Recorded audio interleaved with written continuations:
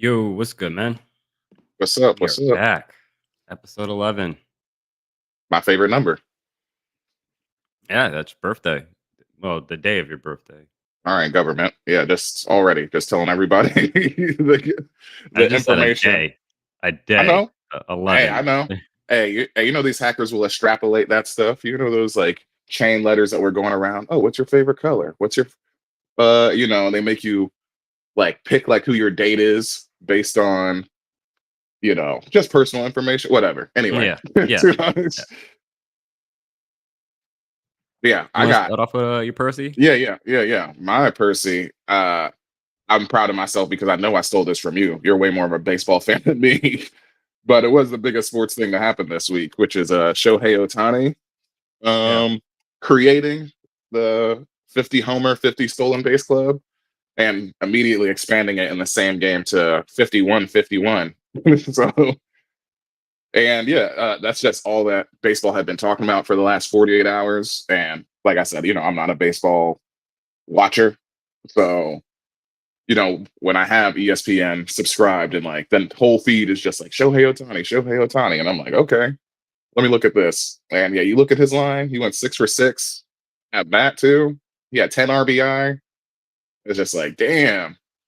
Yeah. And homie on Rich Eisen was like, yeah, this is without exaggeration, probably like the greatest day ever by a hitter, just an offensive player, like in MLB history. So it's like, all right, well, yeah, that's worth a Percy.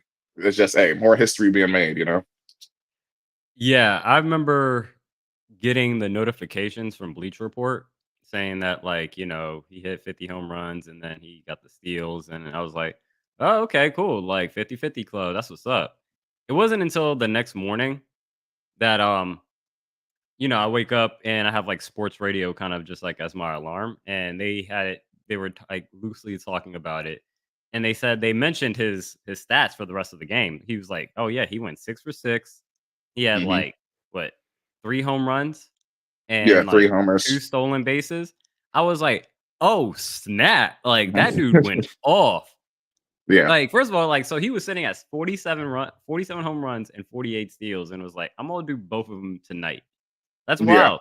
And then yeah. still Right. goes 6 for 6, and still goes 6 for 6. I was talking to my neighbor about this. Is like, this is honestly like insane, like to do as an athlete because he also pitches. Yeah. And like the the wear and tear on your body to do motions of that consistent basis is similar to golf, where Hmm. it's to just batting is such a strenuous process. To add on the pitching, where you're pretty much guaranteed Tommy John surgery, Yeah. you know? And this dude's been pitching before he was in the MLB. It's not like he's a rookie. Mm. You know what I'm saying? Yeah. Like it's an Ichiro situation where it's like, yeah, Hmm. Ichiro's got like 3,000 hits in the MLB, but you missing another like at least 2,000 Yeah. So yeah, that he had 2,200. Yeah. in Japan. Like, dude was like these. It's crazy. It's crazy. I don't know if we're ever gonna see something like that again. This again. Which is why I'm glad at least I noticed it. So it's like, hey, I got to live to see this. It's Yeah, I didn't like, see hey, it I in real remember time, that but day. just hearing everything put together, it's just like, man, this is ridiculous. Yeah. No, I mean, it's ridiculous for outrageous. somebody to do it just as a hitter, and like a Yeah. regular field position player. But like again, to be pitching and doing Yeah. this, It's it's it's like insane. being that classic, like old school, like 1950s NFL player when they're like playing both sides of the ball. You're linebacker and offensive guard. You know what I mean? It's Yeah. just ridiculous. What you got though? Well, fortunately, I wasn't gonna go with the Shohei Ohtani because honestly, like again, we talked offline. I'm not trying to always like have the Percy's always be like sports related. Hmm. I'm trying to diversify it.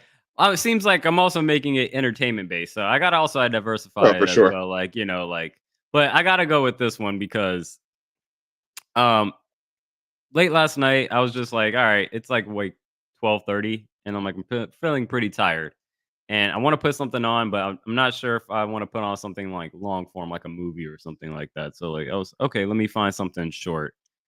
Uh, I picked back up on Primal. Yep. Uh, the Adult Swim animated series with the dinosaur, the T-Rex, and The caveman. Yeah. The caveman. Ah, man. Yeah. So I stopped after season 1, and I was like, "All right, I'm definitely gonna pick back up at season 2," but I just never picked up on season 2. Then I was like, "All right, let me get it." Man, Yeah. it felt like watching it for the first time because it's Yeah. so engaging, even with no dialogue, and there's a little bit more added dialogue because, like, he's running to, like, some actual people, but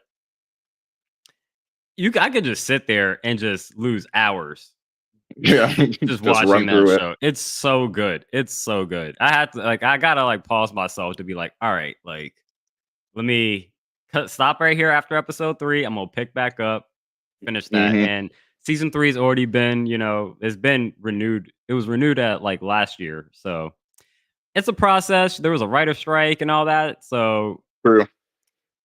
as long as we got some more Primal coming on the way, but I'm excited to finish up this rest of the season of season 2 because it's such a great show. Yeah. It's wild. With no dialogue, it's wild how Yeah. If great the anything, show it that's is. that just makes it unique. If anything, it's like how many how many I guess because you can't call it a silent film, obviously, because you still got the music there, but it's in the same vein where it's like your It's a characters ain't silent talking film. at It's all. just Well, grunts, yeah. and it's 'Cause I was gonna grunts and say at screams, least silent films had music in the background too. You know what I mean? It Yeah. just wasn't super highly produced. So, but yeah, it's crazy to think. I mean, this is not so crazy. Like we crave like originality, and we know that there's nothing new under the scene. So sometimes you just got to circle back. You know what I'm saying? See what like some other type of stuff that will inspire you. Like I wouldn't think that Primal is. Oh yeah, it's a show about a caveman and a dinosaur, and there's no talking at all. It's like what? Yeah. Like just having a But show with no talking. you're It's like still what? able to understand the emotion that they're trying to Yeah. convey through that show. Like there's an episode at the beginning episode of season 2 is he takes the dinosaur and the T-Rex and they have like they're basically on like a wooden, not even a raft, it's just like a wooden plank. Hmm. And he's just swimming out there trying to find this woman that he met last episode Yeah. at the end of season 1.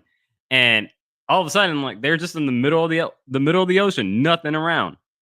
And then Mm. eventually you get into this huge thunderstorm and you're just like, "Oh man, how are they going to get out of this? Like where are they going Yeah. to find food?" Like you're so It's like caught Life of up in the Pi. emotion.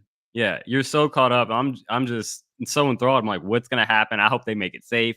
I hope they don't get separated. You have this whole relationship with with these characters. It's amazingly well done. Amazingly Thank well God, done. thank God we were born in this time era, right? We ain't got to Right. worry about no crossover with mammoths or no saber-tooth tigers and no shit. Like, It's so wild. And then yeah, the lack of, the language barrier. I mean, there's still language barriers, but to the degree you understand what's happening in certain situations where it's like there's empathy mhm. that you have. So great show. Great show. I can't wait to finish season 2 and I hope season 3 comes soon enough.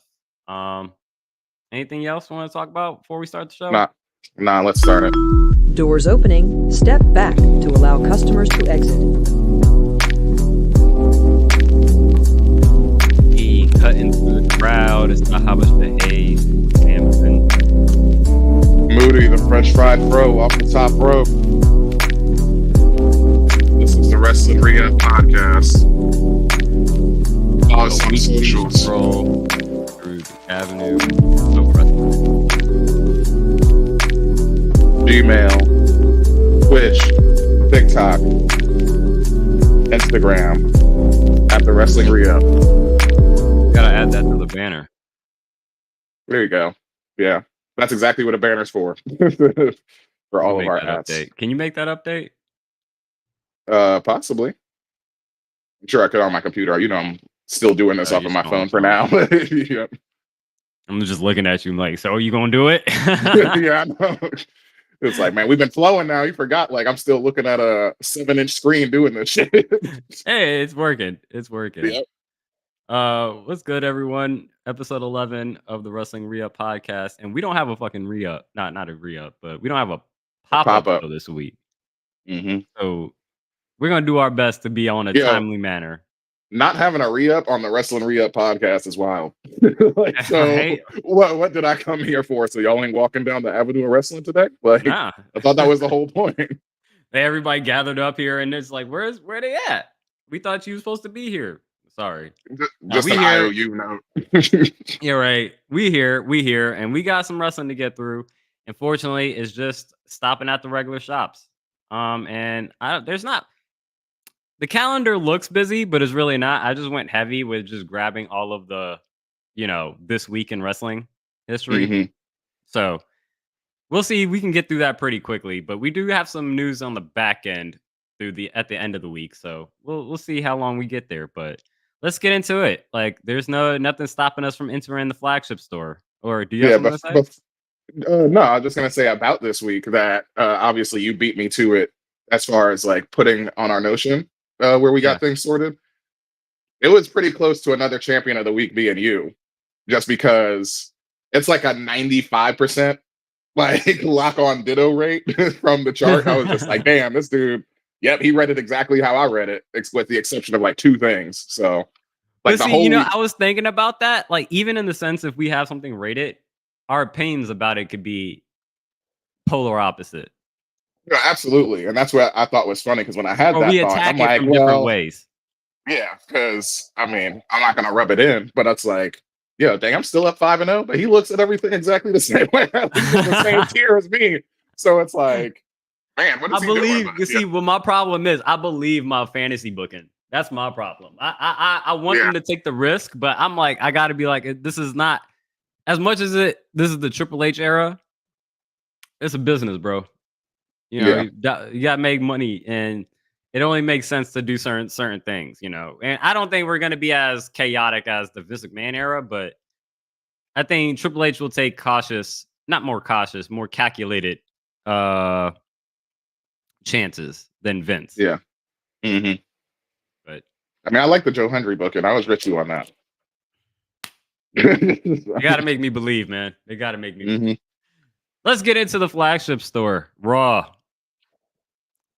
And it was it's funny. You say I'll kind of just jump to one of your comments that you left in your shake, or did Hmm. you remove that?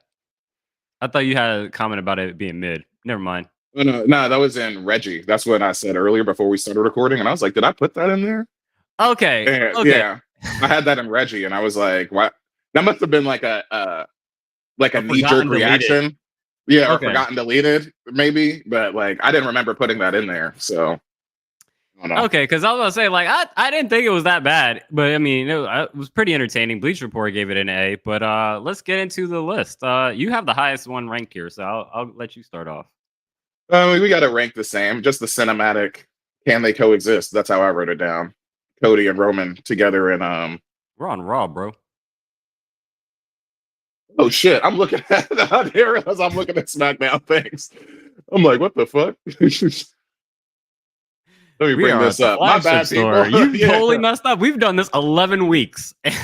whatever. That's not a mess up. I was just looking at the wrong thing. Anyway, oh yeah, mommy's really feeling the yeet? Question mark? Exclamation point.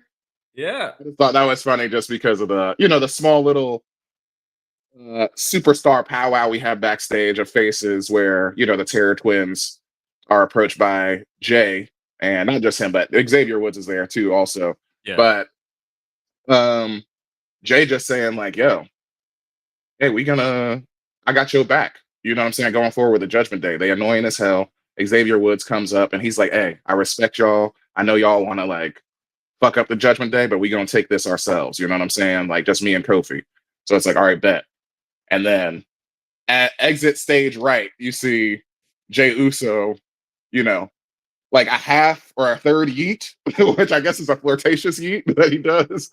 And immediately you see like Rhea just, I guess like electricity go through her body as she like just looks like a middle school girl with a crush. Yeah. And reciprocates the mini yeet also with a big ass smile on her face. So, and then I just thought the funniest part of that was just like Damien looking down at her, like, "What the hell is wrong with you?" Like he's like, "I ain't never seen you like this." So I just thought that He's was definitely funny. giving flirty eyes to Oh yeah, Jimmy. huge flirty eyes, Not to Jimmy, huge. to Jay. I thought the thing that stood out the most in that whole backstage segment was Rhea was after like Finn had made whatever comment he said and like had left. Rhea was like to Jimmy, to I can say Jimmy, to Jay, don't mind what he says. Like, don't believe what he says. It's not true. He's like, what, that I'm out of your league? And she was like, no. Like, Yeah, yeah, I was that's like, right. Yep. okay. And that puts a nice little in kayfabe. She's like, no, you cool. Like you a vibe for real. It's like, dang, all right. He I, got some rhythm. I have this in my shake only because it's we're early, you know. I think it's Oh, of they've been course, yeah. teasing it. I think they've been teasing it a little bit, so there's been they've been some watering on it. You know, now we're starting to see a little bit of the roots kind Hmm. of pop up of the plant. But I still think it's early in the life cycle of this story. But I have Yeah. my comment and shake is Rikishi might be whispering something into Jimmy to check his brother about mommy. And this was before Rikishi wrote any kind of actually post about Jimmy that he did later on this week Yeah. about like sending prayers and things of that nature. Um, but the one I have in the Notion doc is what happened when he put in on Monday, and that was just some question marks. Yeah. The And we hell's already going on know here? already know Rikishi's thoughts on his son's uh status on Raw and where he feels like he feels underappreciated. Hmm. So I don't know if this is a work.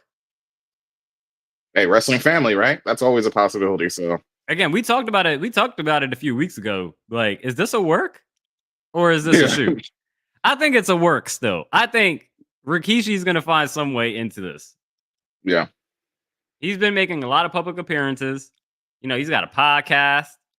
A lot of WWE superstars have been former WWE superstars have been signing legend contracts. I don't know if you've seen that going around.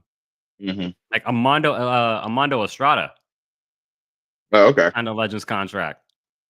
Like a lot of people. So it's like and like a wide, so just something to be on the lookout. You know, whatever happens with Jimmy, Jay, Rikishi, it's going to be interesting. It's definitely going to be a family affair. You want me to take Yeah. over next? Or you have Yeah. Yeah. anything to add? Okay. No, I thought no, you were that's going to all. add It was something. just no, just the reason I agree with the it's just taking root. Like obviously it's way too easy. The primo is just like, yo, Rhea's actually a girl. Like, you know what I'm saying? Yeah. She's been dominating Dominic this whole time. Like he's been her little bitch, clearly. And it's like, yo, but she let a real man, you know what I'm saying? I don't Yeah. know. So there's a different vibe to Jay, clearly, the Yeet Master. But yeah, what you got? It's all the same. Like I said, we got all the same shit except for Raw. Yeah. I mean, I'll stick with the Jay Uso topic. I did like the Jay Uso Yeah. and Braun Breaker. I have that as my mid rising. It Yeah. kind of actually it could have probably been primo, but I'm just more curious to see what we get out of it on the way to Bad Blood. So Yeah. again, this is again early, but this was a good start. Where I thought both Jay and Braun Breaker cut great promos. I thought Braun Breaker looked like legit badass. Hmm. Like not to say he hasn't looked legit before, but I think in this moment where he had that kind of Dijak jacket on and the belt on his shoulder and the promos going cutting back and forth, I was like, okay, this is gonna be Yeah. a dope match. This is gonna be a dope match. Braun Breaker is looking mad legit right now. Mad legit. So and then Jay Uso came back with some bars back. So this was a good what Bad Blood's in like what 2 weeks? 3 weeks? 2 weeks. Yeah. 2 weeks. 2 weeks. So Yeah. I'm curious to see what happens in the next 2 weeks. With this feud. It's getting me more intrigued. I want to see if they can build up to the as they've been saying on the Masked Man, if how much CCs they can build up on the blood level, on the bad blood Yeah. level. Okay. I mean, for me, it was like just to go to your Braun Breaker, badass point. It's like there's another promo that he has with Braun Strowman, in the locker room. And Hmm. he's like, you don't need to be 7 feet, 900 pounds, whatever the hell. I'm a dog. Like, you can't fuck Yeah. with me, basically. And it's like, man, I love seeing that because it's rare that you see, I guess, like a champion on the hunt. Like he's playing offense Braun is playing offense and he's the champion. Usually we're so used to like, a babyface champion like Cody, or not just babyface, obviously a heel champion could do it too, but basically taking their eyes off the ball, which is their championship. You know what I'm saying? And it's like Braun Breaker's locked in. Like he's like, oh yeah, you gunning for me? All right, I got something to say to you. Oh Jay, you think you nice because you number one contender? I'm gonna spear your ass into oblivion. Like Hmm. he said, he watches tape, so I Yeah, appreciate him like acknowledging his surroundings and not just being like, oh, I worry about people one by one by one. It's yeah. like, I mean, you can set it all up. I'll bust all y'all ass. So yeah, it's I the best that again, he's we looked for talk sure. about it all the time of just having champions that approach it differently rather than Mhm. just being like as face champions. Usually, it's like all challengers welcome. I'm a fighting champion. It's like, all right, bro. Sometimes some people just don't deserve the title shot. Let's be honest. Like I Yeah, know, but like, come on now. There's way more deserving people than some people that be just stepping out this ring. And yeah. then other times it's like, okay, sometimes you're just always playing the chicken scared, heel Hmm. champion. So to be, to your point, the champion that's on the attack and being the antagonist in this situation, and then backing it up. I mean, and not being the moment, but he got him later in the night Yeah. when he tried to come out and save what was it? Rhea and Damian getting jumped. Was that at the end of the Yeah, match? At Rhea the and end of the night? Damien. Yeah. Yeah. Yep. And he came out of nowhere and speared his ass. And so my thing with Braun, which I think it's working. I just want to see. I don't know how. I'm not saying it's not legit. I want to say organic, like kind of to Mm. the point of Seth Rollins chants, but the dogs chant where Hmm. his call and response where he's like, "Where my dogs at?" or something like that, and then everybody starts barking like a dog. I'm like, okay, is that right now? I feel like is working on a. This is what fans are supposed to do when I say this, Hmm. rather than like we are ready to bark like a dog. Yeah. And I think we're there. I think Yeah. we're getting there. If you get what I'm saying, because like when Seth Rollins comes out, it's like you don't need to sing Seth Rollins song. Fans want to sing Seth Rollins song, Yeah. I and so think. that's where it's like the call and response. I want it to be more on the. I want the fans owning it more so than Braun Breaker owning it. Yeah. I think it's interesting you say that because I would say it's 50-50 right now. Like he's in his prime and like because they will do it like organically, just like when he spears somebody. Like if it's like one of those out of nowhere spears, like Yeah. because he will do the bark. You know what I'm saying? So it seems natural in itself. But that's all I had to say about that. For me, what else we had on Raw? I mean, Xavier finally letting Kofi have it. That was pretty intense backstage. We have Kofi, man, just not like we've already had a discussion. They've already had a face to face. So it's like, yo, you got to know Kofi. Like you have got to consult your tag team partner, your They 13 haven't had times that tag team partner. conversation. They haven't had that conversation. They Again, they have they haven't had the conversation of Kofi being a bad friend. Or not a bad friend, but just like he hasn't been conscious of how he's leaving Xavier out of a lot of decisions. Or even Xavier's feelings on how he wants to take his career. Mhm. Sure, but with that, we've been boys for over a decade, and your emotional intelligence is like clearly zero. Like something is bothering me, and to the point that I brought it up last week or 2 weeks ago. You know what I'm saying? So that's just Yeah. a zero emotional intelligence from Kofi. But yeah, this was like the most intense. He's like, why? Why do you do that? Like just making decisions without me, and having LWO, come out during their match to like try to even the odds. But Kofi obviously taking his eye off the ball and jumping outside of the ring to like take out that whole group while Xavier gets pinned in the ring. And it's like, yeah, dog, like you can't make plans without your tag. Like he's your partner. It just doesn't make sense. But yeah, go ahead. It's No, heating up. I mean, Xavier on the acting level is amazing. He's killing it. Again, he was the only Mhm. thing really selling a lot of this. I think it's going over really well. I kind of have to take a step back just before I dive in deeper with the Xavier stuff. I mean, you brought up the point last week when we were talking about, or was it 2 weeks ago? What Mhm. was it with Apollo Cruz and Giovanni Oh yeah, Vinci and the last week. Yeah, referee? It's like, bro, what is the referee doing? yeah. Why are you so concerned with Kofi Kingston brawling with 4 people outside the ring when there's a match inside the ring? Those people are not part of the match. Like, If Kofi want no. to distract himself from the match like that, let him distract himself. Why? This man, when have you ever seen a ref like literally just be that far out of the ring? He was literally almost on the ramp. Yeah.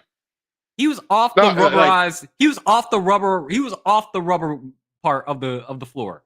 He was yeah. on the actual part like before you actually crossed onto like the ringside. Mhm.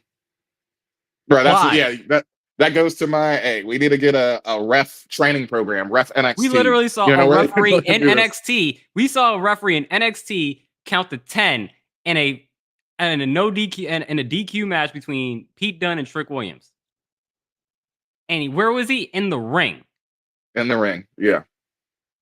Why are you outside trying to break up Kofi Kingston? Let him distract himself. He's not even an eligible man. No, that's a good point, obviously, for sure. But it's like Like, you should not be investigating the people who were not part of the match. Like, and if anything, to bring it some more kayfabe, why is it just to go to Adam Pierce? Yo, get your refs under control. Like, you need to get them in a training program, or just both of them. Like him and Nick. Jesus. Like, just like, come on. But yeah, that's heating up. So I'm liking that. But no, You I know, mean the Xavier of it. It's interesting again because he went to Damian Priest and Rhea in that segment that we just talked about and was like, "Hey, yep, can y'all stay out? Because I respect y'all, but we trying to do our thing." And he even kind of loosely slipped it in where he's like, "Dang, even when you wanted to kind of do your own thing, but hey, we got championship titles to win right now. New Days, 10 years. It's an interesting. I'm. Do you know when the New Days tenure is? Is that in a how long couple they've been weeks? Is there? that no, I'm saying what The day the it is. 10 year. Oh no, I don't know. Not off the top of my head. No. Oh, okay, because hopefully it's soon enough and it works within the storyline. Because right now it seems like it's going to. I feel like it should happen on that day. Yeah. Maybe ease in the ring, and so like you get to see the shock on everybody's face and stuff like that. But it definitely seems like Xavier is gonna blow, like just super kick Kofi Kingston at some point. Yeah. But again, I They're have to both. ask the question. I have to ask the question: is he in the wrong? No, they're both in the wrong. Like two wrongs don't make a right. That's what I would say. I was like, both of them, they clearly don't have their communication down. Like bringing up the fact that Xavier literally said the opposite of what Kofi clearly planned earlier that night. Y'all aren't talking. You know what I'm saying? Y'all are both wrong for not saying shit to each other. And I guess you could say, yeah, Xavier, he would be slightly more in the wrong just because it seems like this started with Karrion Cross, right? If we follow through with like the Karrion Cross of it all, So right? the So thing I also want to attach to this, I don't really have this anywhere. I don't think I have this anywhere on my card. Um, no, I don't. But I think the Miz and Xavier Woods have parallel storylines going on right now. yeah, Because like the Miz, he's not getting as much focus, but like if you see what's happened with the Miz the last few weeks, it's like he's been mentioning. He's like, hey, he kind of feels that don't forget who the Miz is yeah, and what I used to be. And he had a little segment with Braun Strowman before Braun Strowman came out for his match, as we'll get into. And he mentioned he's like, you're not the type of man that can take on Bronson Reed. And Miz was like, what do you mean by that? He's like, hmm you need a monster. You're not a monster. Again, I wouldn't be surprised if again, Karrion Cross is gonna take credit for it. But hey, if Miz turns into something that we haven't seen or we haven't seen in a while, Xavier turns into something, maybe they're a team. I don't know.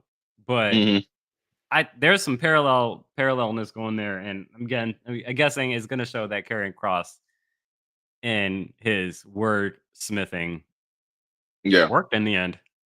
So hmm we'll see. We'll see how it plays out. and he's Yeah, you just got to see a touch more, at least one more like promo or vignette with Karrion Kross and Miz, because to my knowledge, it's only been that one when they were in Denver, and I told you about like remember when that was the WWE Championship and he was holding the Colorado Rockies one? Mm-hmm.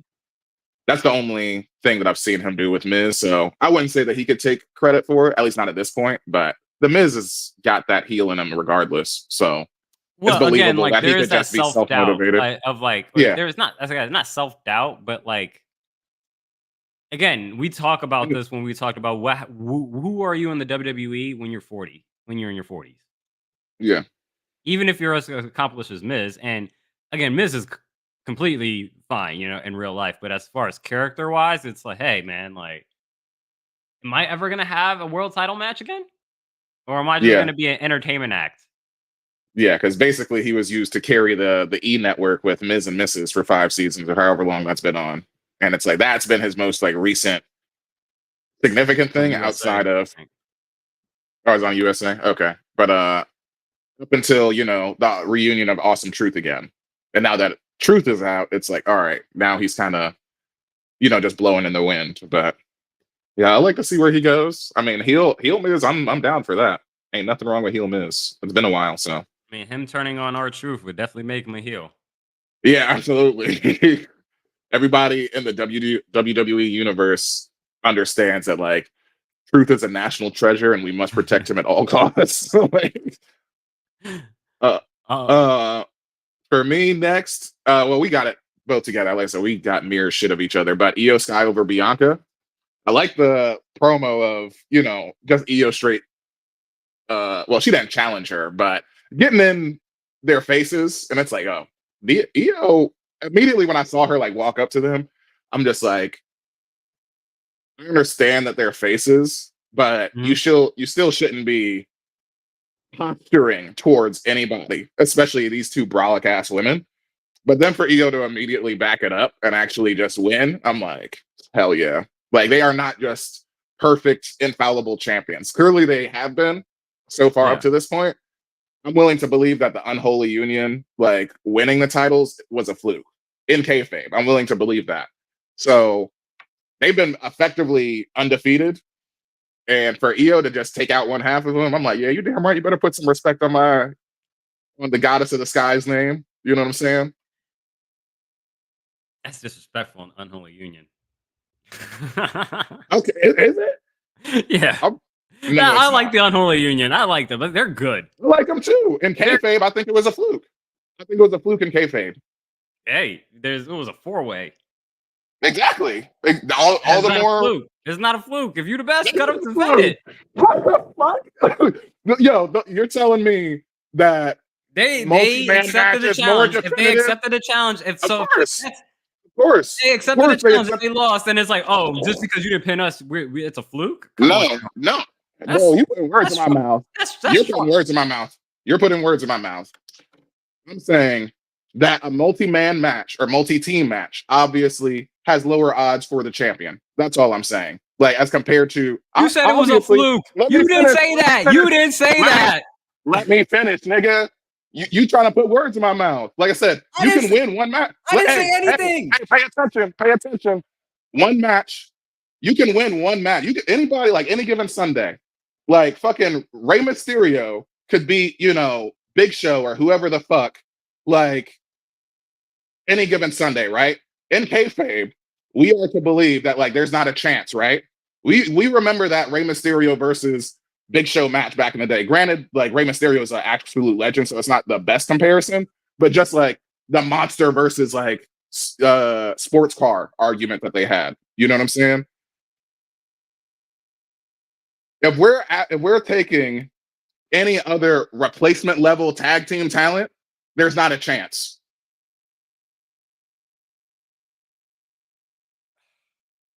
That's But wild. yeah, it's not wild. It was First of a all, you said fatal I four-way added tag words. team match. You said I added words. I didn't add no words. You said it was a fluke, and then all of a sudden you were like, "Oh, I'm gonna the look at the percentages definition are of down." fluke. You added words to your comment. I didn't add anything. I'm supporting my argument, my nigga. That's what you do because you were so offended. I'm gonna look You up the know, definition of word fluke right now. I'm gonna look up what fluke means.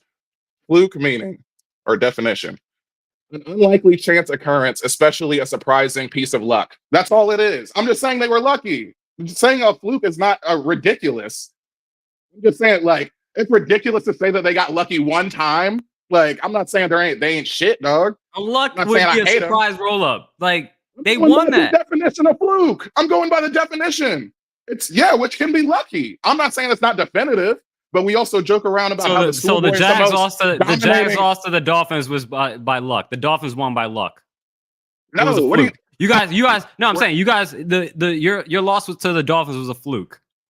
No, because we're not favored like that. We're not the Powerpuff Girls. We're at the bottom of the league. You were Nobody's up. afraid You of were us. up. You were up, right? So We're you always lost, talking about and you lost. So what is it? A fluke, right?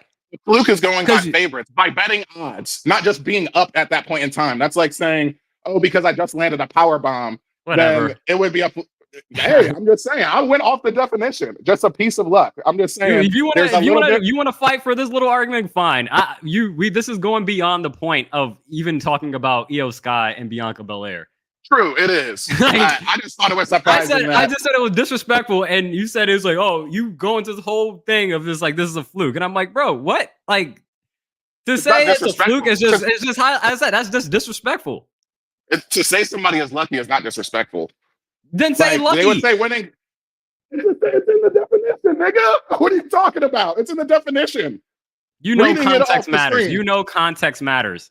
To Knowing say a words fluke, matters. to That's say why a I looked it fluke, up. whatever, bro. Whatever. I'm moving on. I'm moving on. It sounds. I will say in a Whatever. sports contest, I agree. In a sports contest, it sounds. Nah, fuck that. Nah, then why you jumping down my fucking neck? What the fuck? Like I felt like you jumped down mine. You said it was disrespectful. it was disrespectful, and then you jumped down trying to give me a goddamn dictionary definition of a fucking word. Nobody asked for that shit. I did because I had felt like I had to defend myself, nigga. Because like I'm being hit For in a my petty head. argument. Like, Okay, Moody, let's continue and talk about Bronson Reed throwing fans at Braun Strowman. Obviously, we boys and we just vibe like really intense, real quick. But we don't need to recreate what somebody else did just because I sent you a clip. What was the next thing you said? Oh, yeah, Bronson Reed. Yo, I will say that shit gave me a call back to AEW.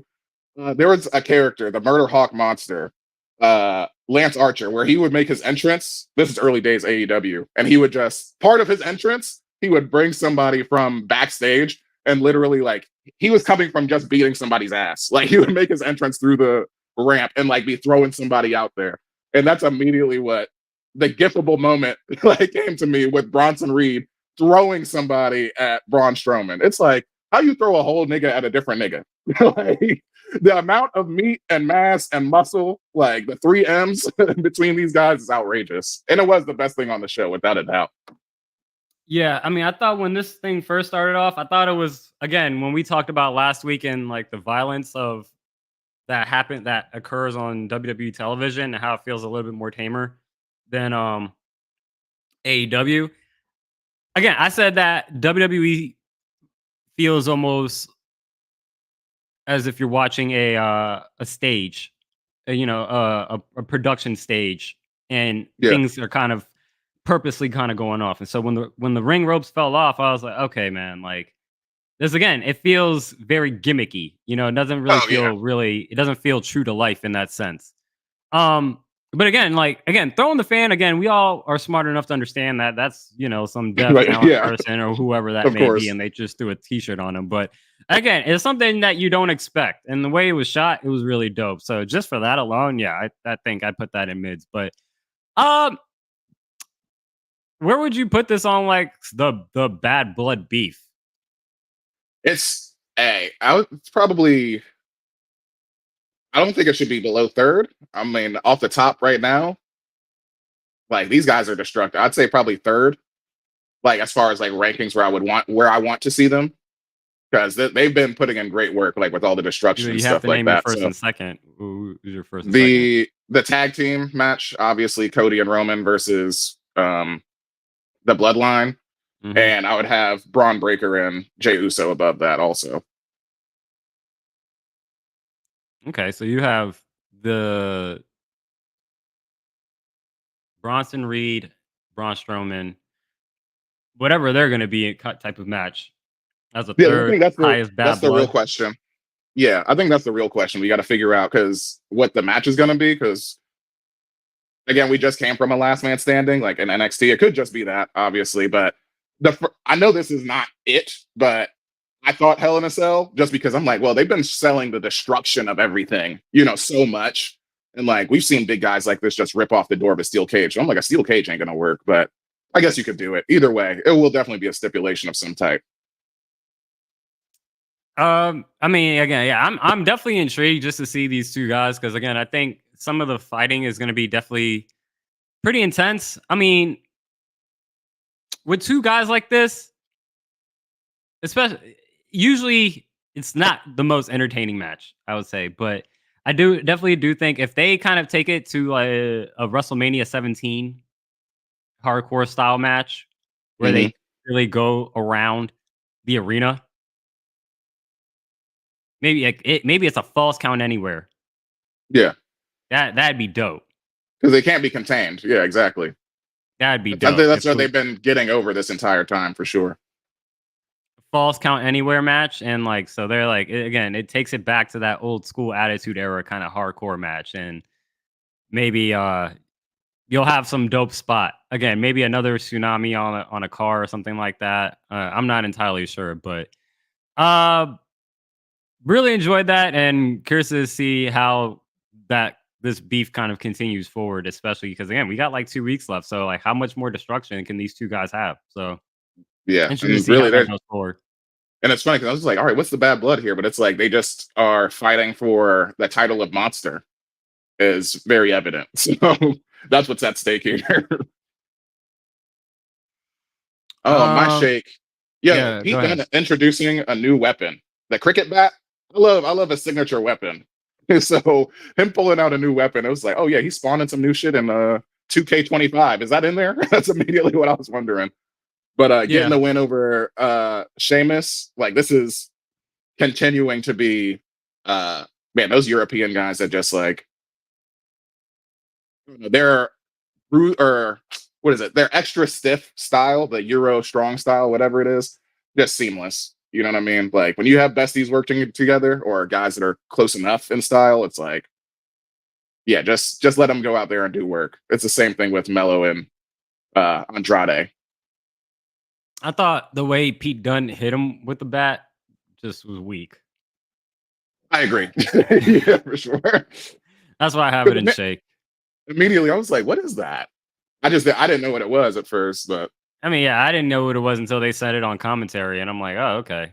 He's like, it weighs 10 times heavier than a baseball bat. I'm like, sure, okay. that's it. Uh, Just making I shit had up.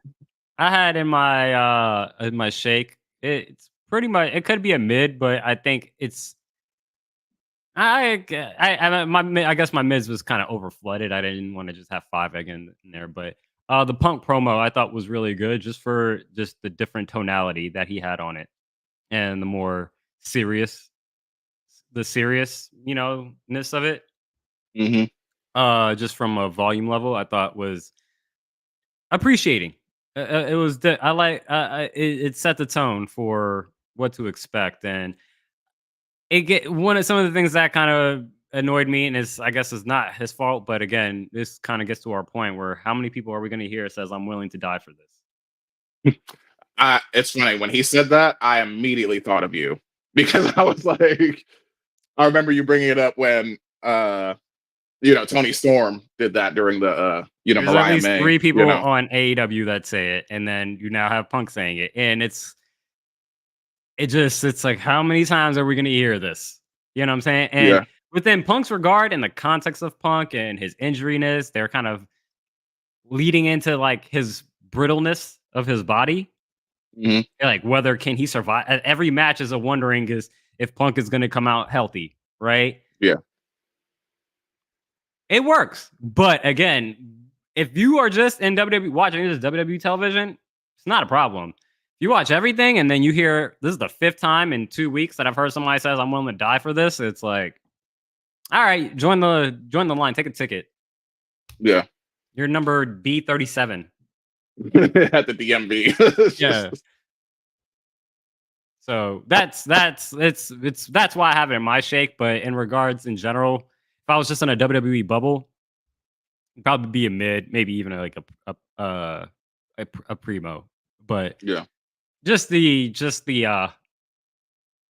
repetitiveness, and it's Yeah. not his Of fault. It's not his fault. It's just certain words that are overused by writing staff, apparently. certain concepts of just like you can't get Yeah. away from just like everything has to be so dire. Hmm. Okay. Yeah, I understand. Anything else we want to talk about? No, I'm good to move on to the current event next day. Yeah. Did this pop up on the Tuesday? Yeah, it did. Okay. So yeah, this was a pretty pleasant surprise. Saturday night's main event is returning December 14, 2024 in Long Island. It will air on ABC and Peacock at 8 p.m. Got Returning, Roman, return. Cody, Bianca, looks like Liv, and Seth on the cover.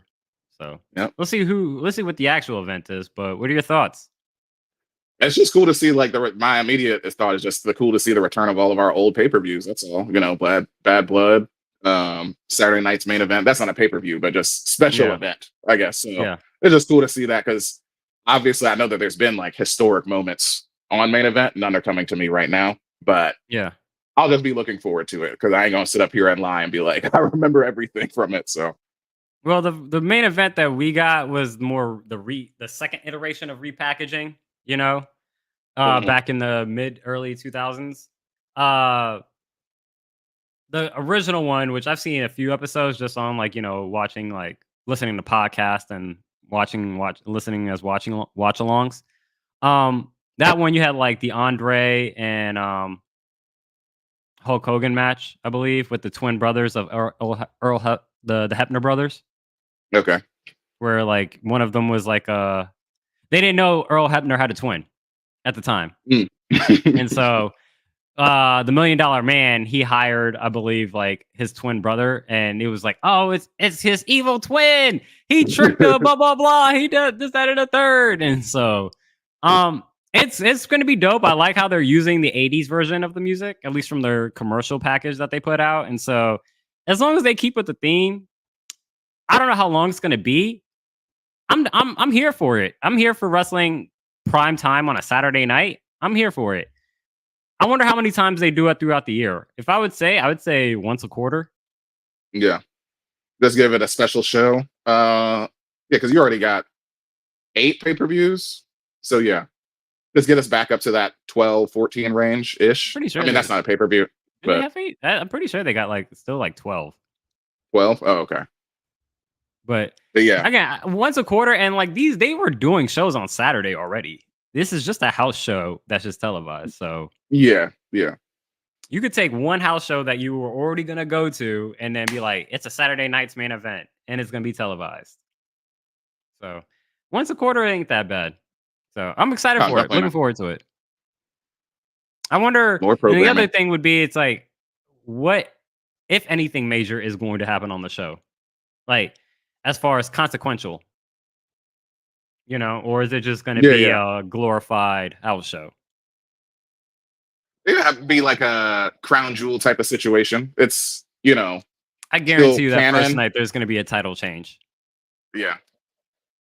It could, because crown jewel is definitely obviously still canon, but we always think of it as like just like the international like house show. Hmm. I mean, So I could see that being the all the same thing. international house shows are pretty much like all the international shows almost kind of feel like international house shows. Yeah.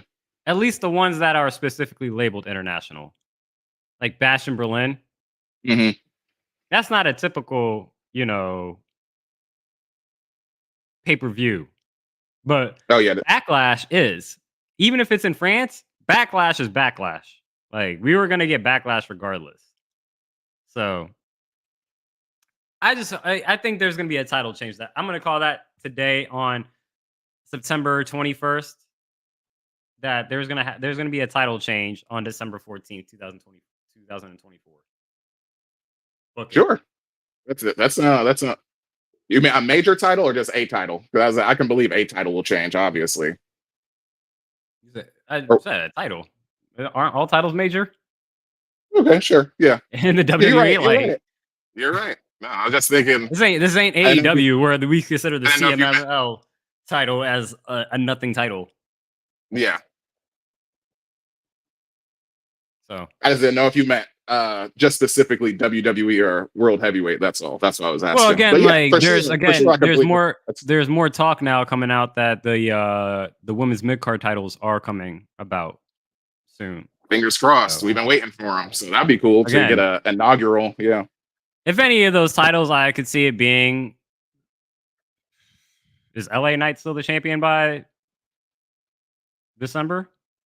and that's a conversation to be had. We got plenty of talent, so I think Braun Breaker is going to hold the title. oh yeah, I'd say. I Um, mean, right now, I would have him more over than personally. I like Braun Breaker over LA Knight a little bit more right now. that's what I said. Like, it'd be interesting to see. Maybe I could see Carmelo being the champion. I could see Carmelo or Andrade being champion by December 14th. Yeah, Um, that's more than believable for sure. I can see Bianca and Jade are probably going to hold the Powerpuff Girls are probably going to be champions in December.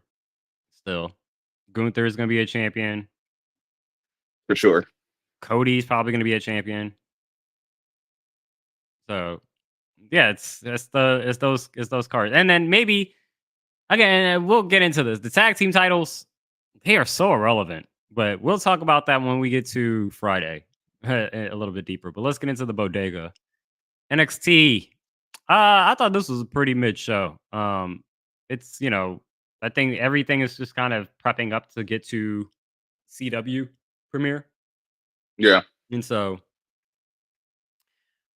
we do have some things to talk about. I'll kind of get mine out the way because I really had only one thing that actually like made my actual card. It's the Roxanne Perez and CM Punk promo. I thought it was cool. Again, just having that moment for her to be able to cut a promo against her favorite wrestler of all time, even if in kayfabe she's putting him down. Like that's a fun thing to do. And I thought Yeah. she did a No, pretty good absolutely. job. I thought she did a pretty good job. Punk need to mind his business. Why you down here in NXT, bro?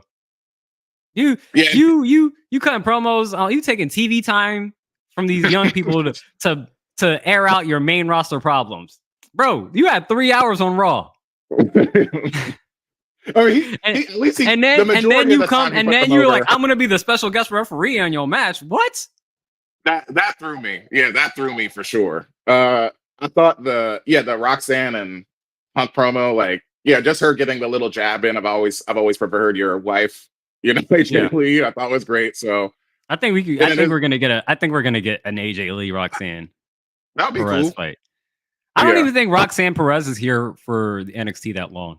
I think Julia takes her and then she goes to the main roster. Yeah, I mean, she's been hot for what? This is her second reign, also a more dominant reign the second time. So yeah, it's about. I'm not trying to kick her off NXT. She's great, but yeah, if you wanted to call her up, I wouldn't have any issue with it. I think the only issue that you would have is that she doesn't fight Stephanie Vacker yet. She would have to wait till Stephanie Vacker comes to the main roster to face. But it's like, hey, build that anticipation. Yeah. You know what I'm saying? What else I have to say about that? But yeah, I guess I'll segue because you brought it up that Punk is making himself part of people's matches and shit. Because that threw me. That really did throw. I'm like, all right. This match needs something special, and then the crowd starts chanting referee, and I'm like, no, why? Why would you be the special guest referee? It just doesn't make sense. No sense. It makes no sense in kayfabe. But in the mids, I had it. It's mid stable because I typed it out. Typical contract signing. It goes the way typical contract signings go for championship matches. So somebody's getting put. Somebody's gonna get put through a table. Yeah. And I like how the crowd they flipped Trick's whole chant to Trick got whooped. So they were chanting that. And I was hilarious. Like, oh, perfect. Yeah. And then the other thing I had for my mids was Oba Femi being in the Don's head. Don the Don had a match with Alexander Hammerstone, like the same guy that Obafemi went up against last week and obviously dominated because he's a dominant champion. I didn't put it together until afterwards, but like, so in the match, he's struggling with his like the same amount of power because this is similar power to Obafemi, right? And eventually, he just does the simple, the initial lockup, and like the bigger guy just like pushes them back and throws them away. Mm-hmm. It's just some simple shit like that, and you see him like roll under the ring and like he's getting himself together until eventually he's just like, yo, I can't deal with this power, and he just walks away from the match. And Obafemi, then it puts it in perspective because Obafemi says backstage that he is broken. And I'm like, okay. I was like, yeah, he did. Okay, that makes sense. So it's like, all right, now we put the Don also back down at the mountain, at the bottom of the mountain. He's the mountain that nobody can climb. So put the Don right back down at the mountain, at the bottom of the mountain. But that was the end of my mids. You know what that reminds me of is in the women's Olympic boxing this past summer. Mm-hmm. Amon Khalif punching that Italian woman in the face. Yeah. But then she was like, I'm out. Yeah, I'm done. TKO. TKO out on my feet. That's how that sounded. Give me the towel so I can throw it for myself, goddamn it. I don't want to fight no more, Gina. Yeah, no. The last thing I had for NXT or for my shake was Javon Evans versus Randy Orton being announced. Yeah. And again, I get it. I'm happy for Javon. Awesome for Randy, random as hell of a match. Yeah, exactly. That's where it's like, oh, this guy is getting like a huge rub. Like, y'all must really. Randy don't need to be doing this. Not at all. But it's like, clearly he's just going to be back home. Yeah. Like for a while. Randy gets to be home and then he fucks with Javon, high flyer. They're going to do some cool stuff. Like Randy is just being like really dope. So I'm all here for it. I'm not hating it at all. I'm just like, from a concept of like, how did we get here? Who cares? No clue. Who cares? This is going to be dope. To see if Javon was from St. Louis. He's not. He's from Greensboro, North Carolina. So I thought maybe it was a hometown thing, but nope. Nah. That's Randy's hometown. That's just Randy. That's just Randy being like, I'm going on vacation. I'll do I'm going home half work and day. I want to fight Javon Evans. And, Javon, you can come over to my house. The week prior, I got a wrestling. I got, what's the Fantasy Factory? I bet you Randy got a Fantasy Factory for wrestling. That'd be fire. And him and Javon Evans are just practicing all of the ridiculous stuff that they're going to do in this match. It's like, hey, Javon, can you do a corkscrew 720 so I can then RKO you?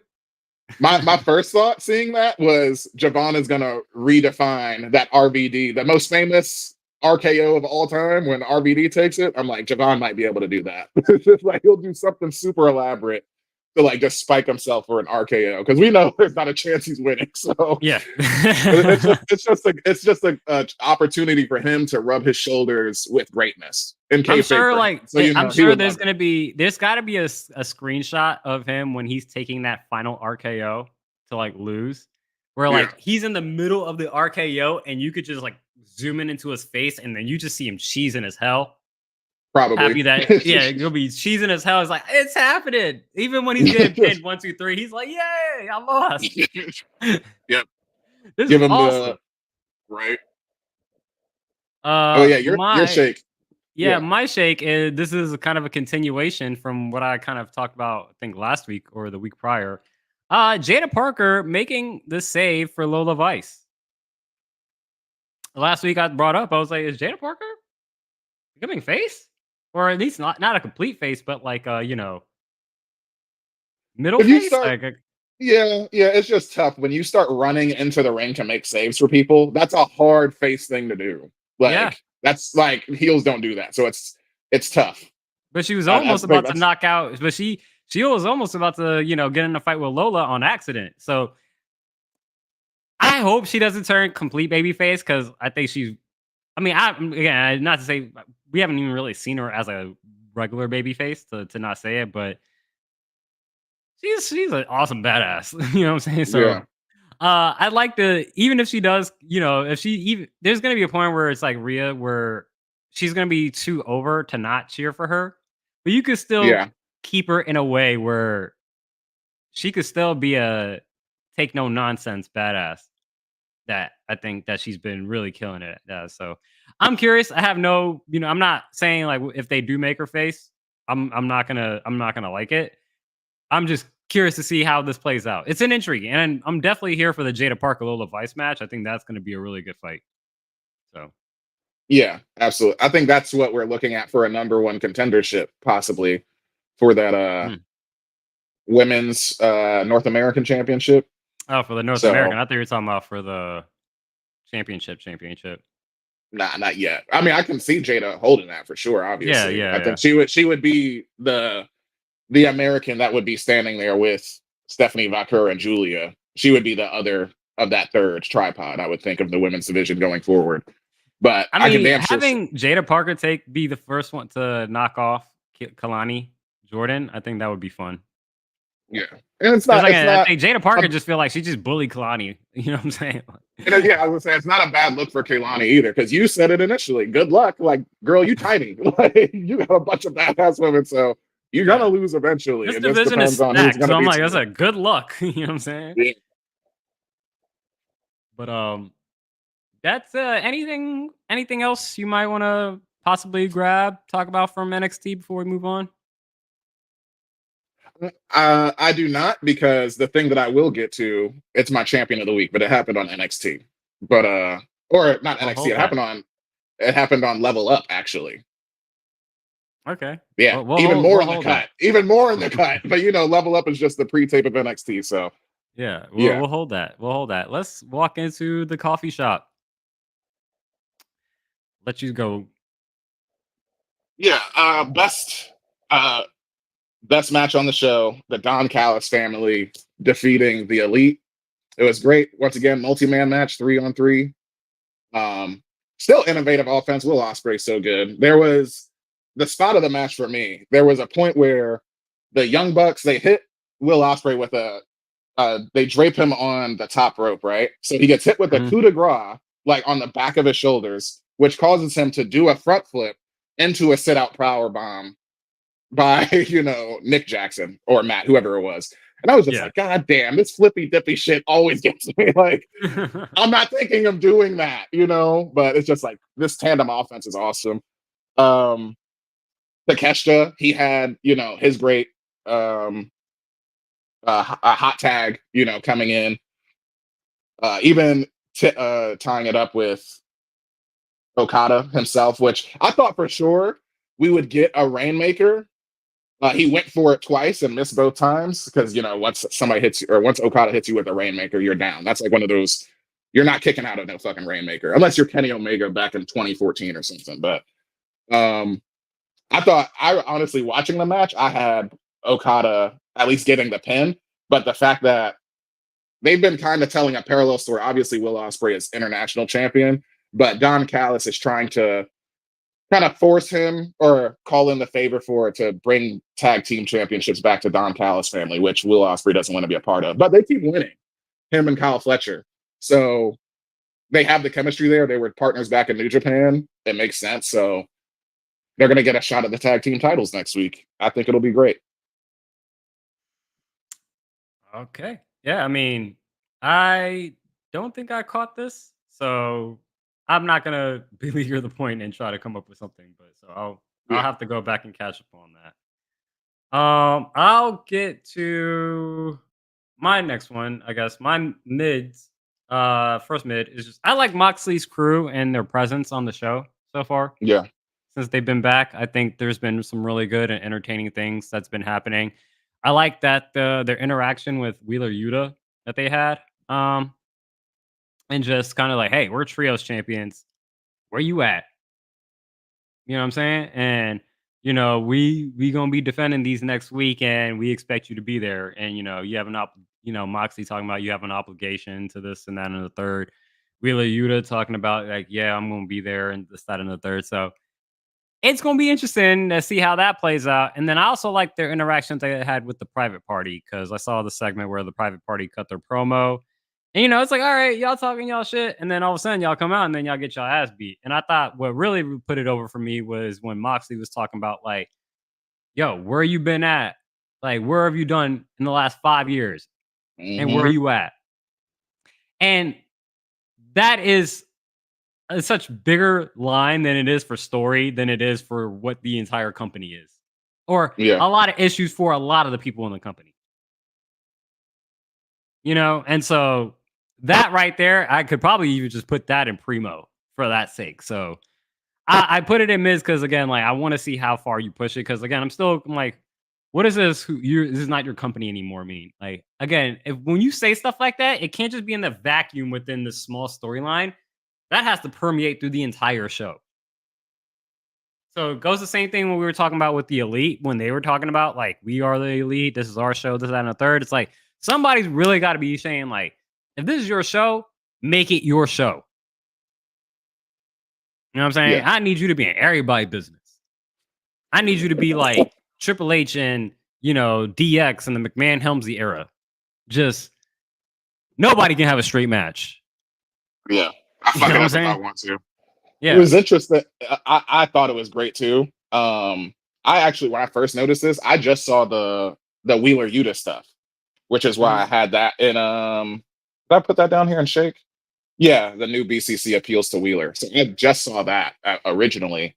And when I saw you on the Notion doc, I was like, oh, what they do to Private Party? And I was like, Yeah. oh, yeah, because Private Party, they've been effectively, they've been high flying street profits for Mhm. AEW this entire time, and not quite day ones, but close enough. They were on AEW Dark and stuff. So yeah, that was a you talking about scathing line during a promo, and I'm like, okay, all right, Moxley. Like, it also made me think. I wonder if this is like what he was talking about, like as far as egos going out of whack. It's like, yo, y'all haven't done shit in 5 years, and y'all are coming out here and partying and stuff. And I think that might have just been his whole sentiment. Like, let me teach you something so you can like I don't know, come back from adversity or something. Like Yeah. in some kind of twisted way, for Moxley. That's why he smashes his hand with a hammer. So I was like, oh shit. And yeah, for me, it's like obviously the longer storylines with Wheeler Yuta and that connective tissue to AEW champion Brian Danielson.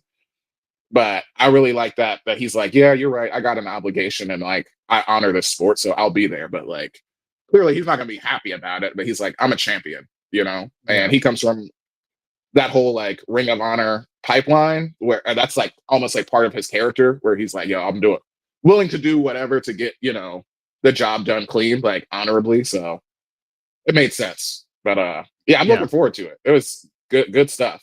Like Yeah, so I their was like, presence in the last couple weeks in the show, like they're definitely making it felt and definitely intrigued. Even some of the attitude, changes and some of the other characters, like with Claudio and I can't remember who's his other partner right pack, now. I'm blanking, but Pac, yeah, pack. stuff like Yeah. that. Pac, yeah. Yeah, it's a breath of fresh air. It's a breath of fresh air. And like this whole I don't even think this episode even had MJF on it. You know what I'm saying? Like, so really entertaining. Entertaining. Um, we can continue, I guess, continue to our next mids that we both agree on is Ricochet beating the Beast Mortos, and then I also will include that in my shake. But I also talked about Ricochet and Osprey is set for Dynamite 5th year anniversary episode. So let's talk about all of that. Let's start off with the match first. I'll let you Yeah. kick it off. That guy. I'm this is one of those times where like I haven't done it yet, but I'm about like right after we get off this pod, I'm probably gonna ruin who is the Beast Mortos for myself. Like, because he's right at the point of put the base god because clearly Ricochet's a high flyer, but Yeah. Beast Mortos is a luchador. I'm pretty sure he's original. Like he's leftovers from like CMLL when they had like the or not Worlds Collide, but the Forbidden Door that they just had Hmm. this year. Like that's when he showed up, and he's like been there since then. So I don't know if he's AEW star or not or whatever, but either way, anytime you're seeing like a guy who's clearly 280 pounds Yeah. doing backflips and fucking, Canadian destroyers and stuff, and like all this like seamless lucha stuff, but being the base at the same time, I was like, Jesus Christ. Like, and just knowing that like Ricochet, he came from Lucha Underground, Prince Puma, all that Mhm. stuff. It seemed like they didn't have they didn't need to speak. It was like Yeah. Cena and Orton. It was like Cena and Orton, but Lucha. Just on the Yeah. TV.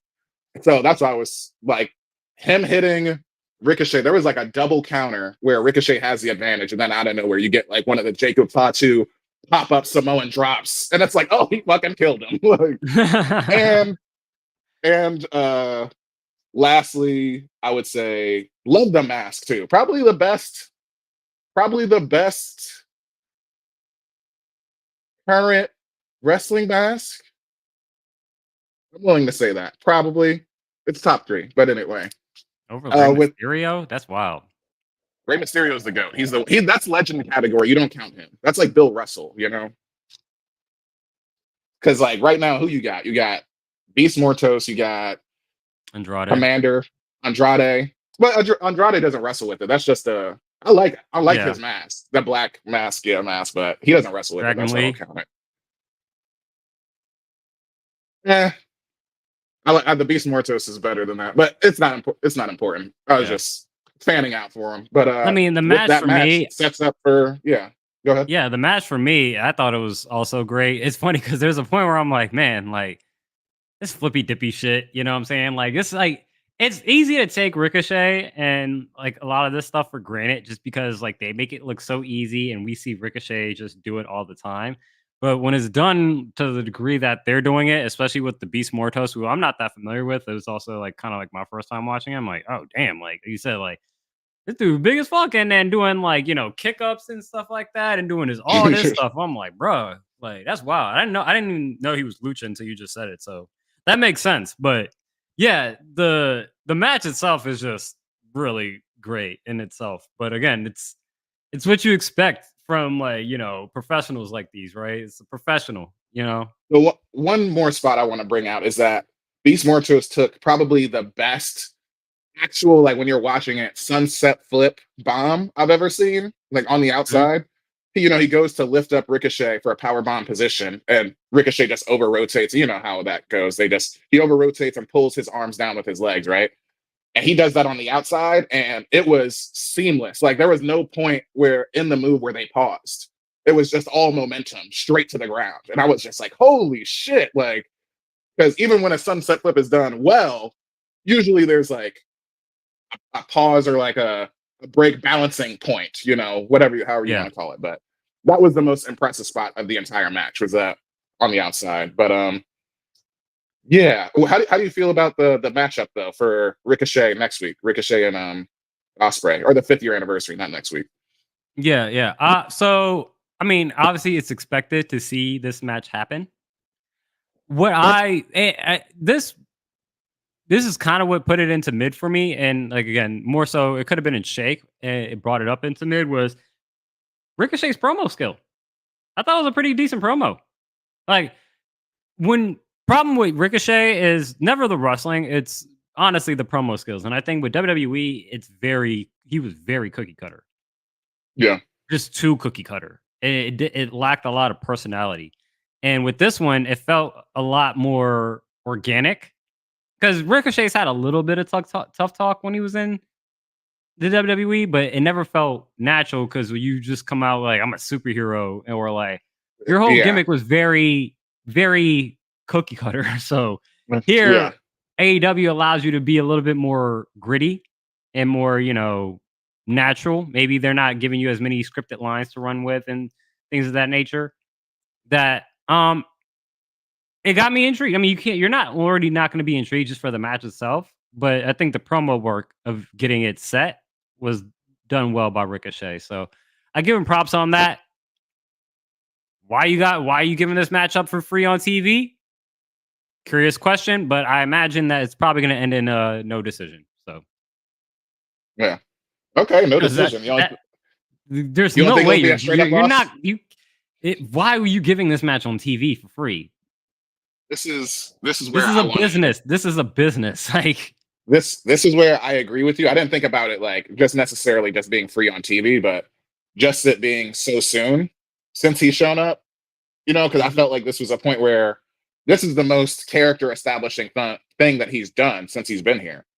and that just happens. So now it feels like it's been empty or relatively empty outside of like Ricochet high-fiving up until this point.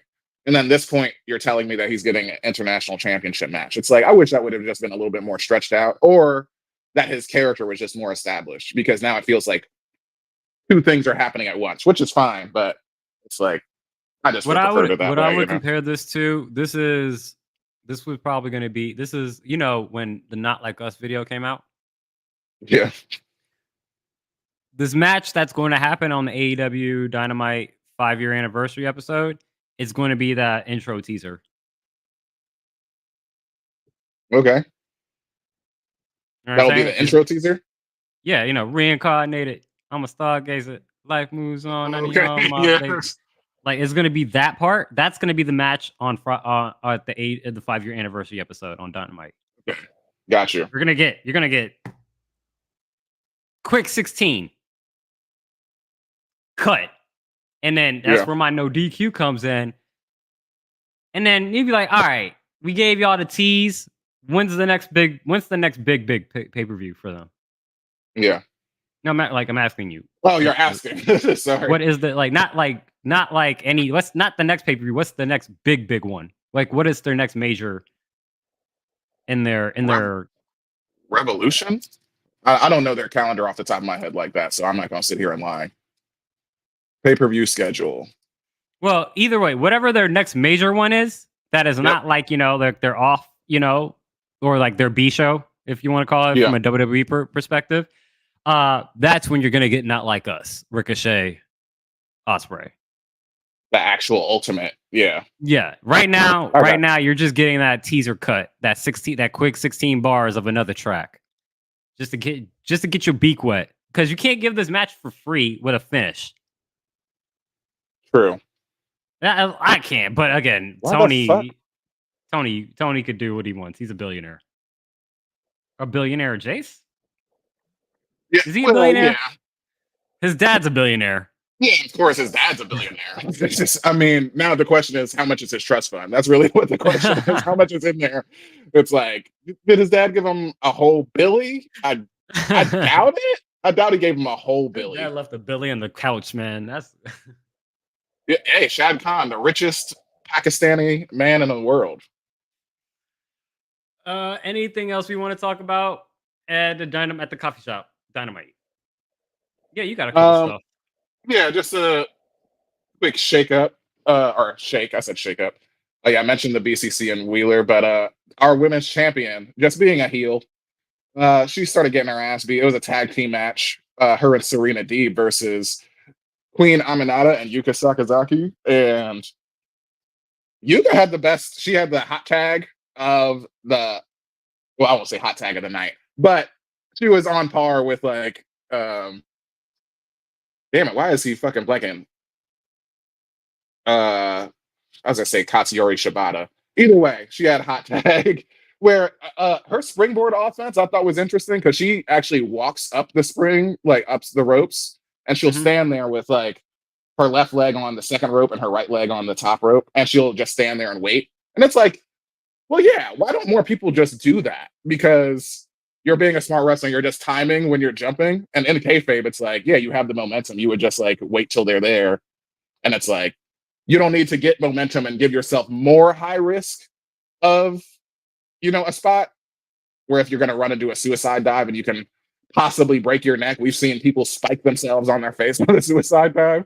But she just made regular walking up. She climbed up the ropes like it was a turnbuckle and just did springboard splashes. And I'm like, this is working.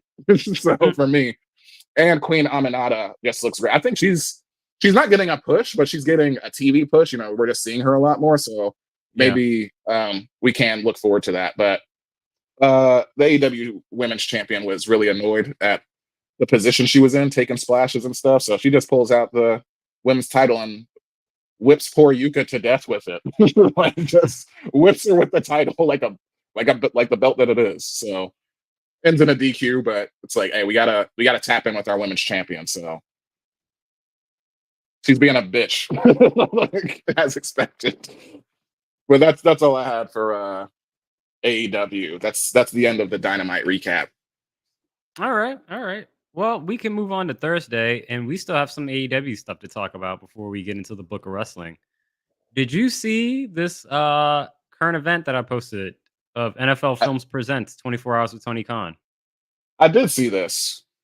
I did not watch the little trailer or anything that they've released, but I saw the news release of it. Yeah, it's yeah, you're a Jags fan, so I'll let you Mhm. kind of give your opinion. Uh, I think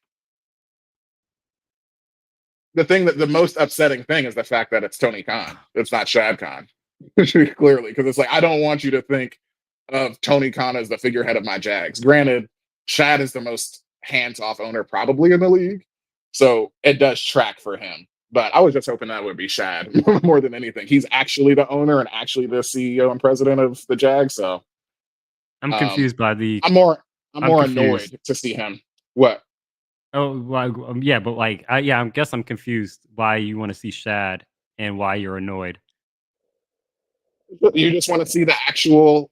All right, I think it just goes to Like, you have that content somewhere else. This is a different piece of content. Like, it's not like there's no content of the Jags doing their draft research and inside access, unless the Jags just didn't produce that shit because every other yeah. team has done it. You know what I'm saying? So, like, I don't understand. I'm just curious. I'm just looking for you to expand on like why you're If upset. it, I think it's a unique situation because obviously this is a wrestling pod, and this we're coming from this from a somewhat wrestling context, and I just don't want those two things to merge too much. Like I think of Tony Khan, I think of AEW, and I think of Shad, I think of the Jags. So obviously Tony is part of the organization, but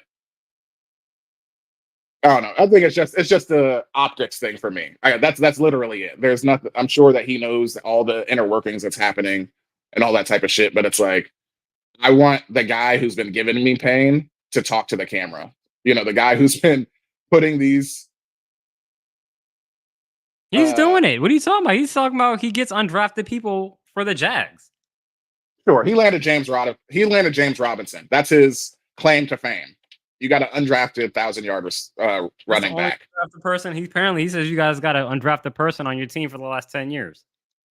Probably. I I'm don't just know. saying, like, for me, I really enjoyed it. I like the partnership. I like the fact that it was NFL Films that did it Mhm. instead of the Jags just doing this on their own because they have the money and then they're trying to promote a side business. The fact that Yeah. the NFL Films did it and you're getting NFL Films production, I thought was really dope. I think it's really dope to show that, like, hey, like, first of all, diverse owners, right? The other owner, like one half of your ownership group and the guy's son runs wrestling. Again, people that don't know or were watching the draft was like, why does this idiot got a neck brace on? Yeah. The Chicago Bears Yeah. GM was like, what's wrong with his neck? And the person was next was like, oh yeah, he took a body slam. And it's like, no, bro, it was a pile driver. And so like one thing it does show, I think Tony is a complete dork. Obviously. Yeah. But he looks like he's a good, again, it's TV, things are made to make what it's look like. To make it present it to be how they want to be perceived.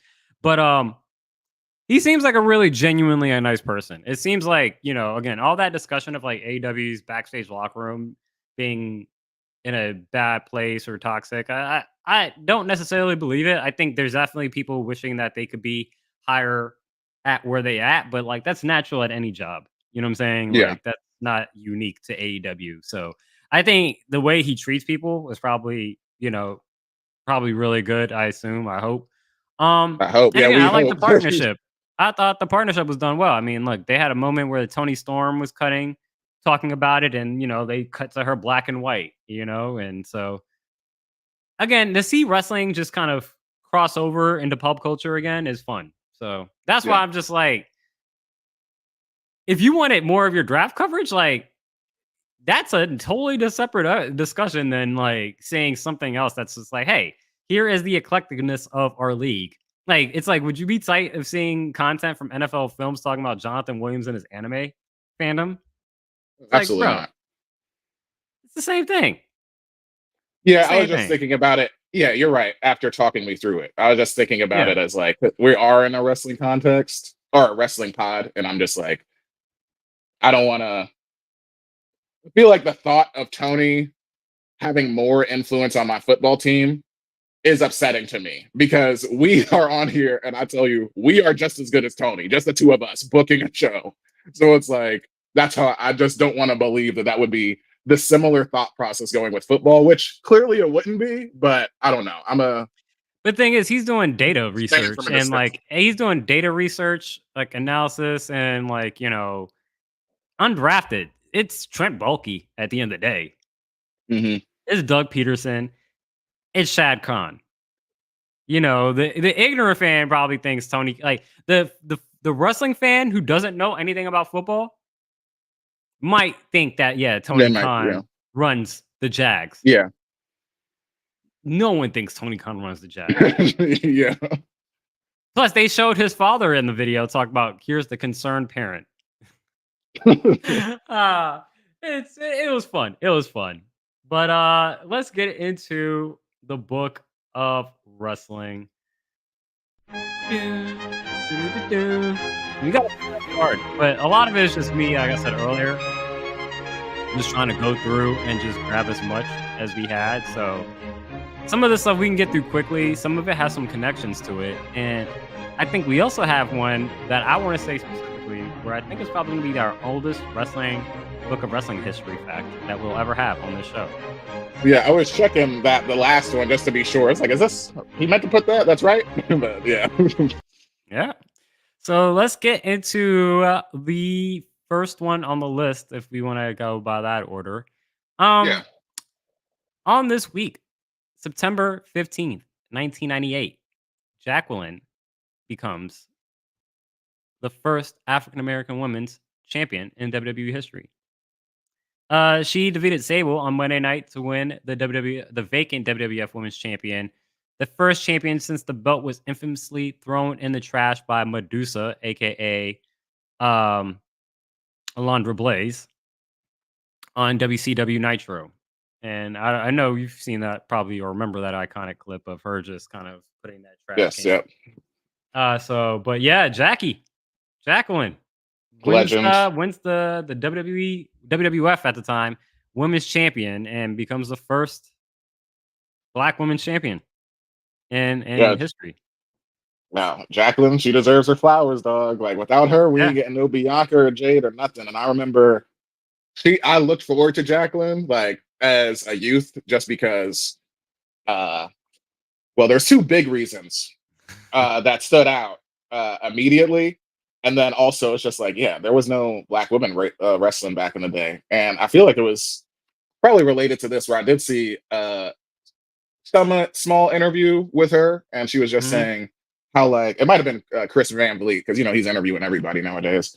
But just saying how, she had to wrestle the guys, because none Yeah. of the girls could work, back in the 80s or anything.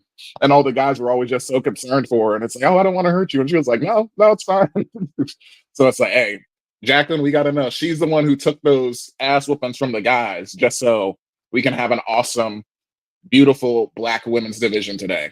You know what I'm saying? Yeah. I mean, honestly, at that time, after Alundra Blaze, Medusa had left, um, the only women that could wrestle were Jacqueline and Ivory. Those are the only Jeez. women that had wrestling backgrounds. China didn't have a wrestling background. Sable didn't have a wrestling background. Sunny didn't wrestle. You know what I'm Those are saying? rough days, man. So though they were the only, and I forgot one, Luna Vachon. So there's three. Yeah, Luna Vachon, uh, Ivory, and Jackie were the only three women that could actually wrestle. Mm. That- It was and tough. I remember it. I remember like the half-ass divas matches. Like, oh man, it was. Anyway, thank you, Jackie, for Thank you, Jackie. for And being the again, foundation. another person who got a Legends contract recently. And that Legend contract, they posted it on Twitter talking about like, yeah, I'll be in video games and get merchandise and all that stuff. And so, hey, man, like it's dope that WWE is bridging a lot of these gaps, especially with like Because again, as wrestling fans that have been watching this for so long, like, yeah, there's the big stars, but you everyone loves the mid card. You know what I'm saying? Oh Everyone yeah. has that person that's like, man, you just gave them a run, man. You gave them the Mhm. run. They would have did it. They would have did Right. it. You know what I'm saying? Like that's my favorite. And so shout out to all the legends that are signing a legends contract and still here with us. So did you want to take one? Yeah, I'll let you pick Sure. one. Yeah. You did the heavy lifting for just taking the whole website down. So I'll get the next. We got on September 22nd, 1997, Goldberg debuting in WCW from Salt Lake City.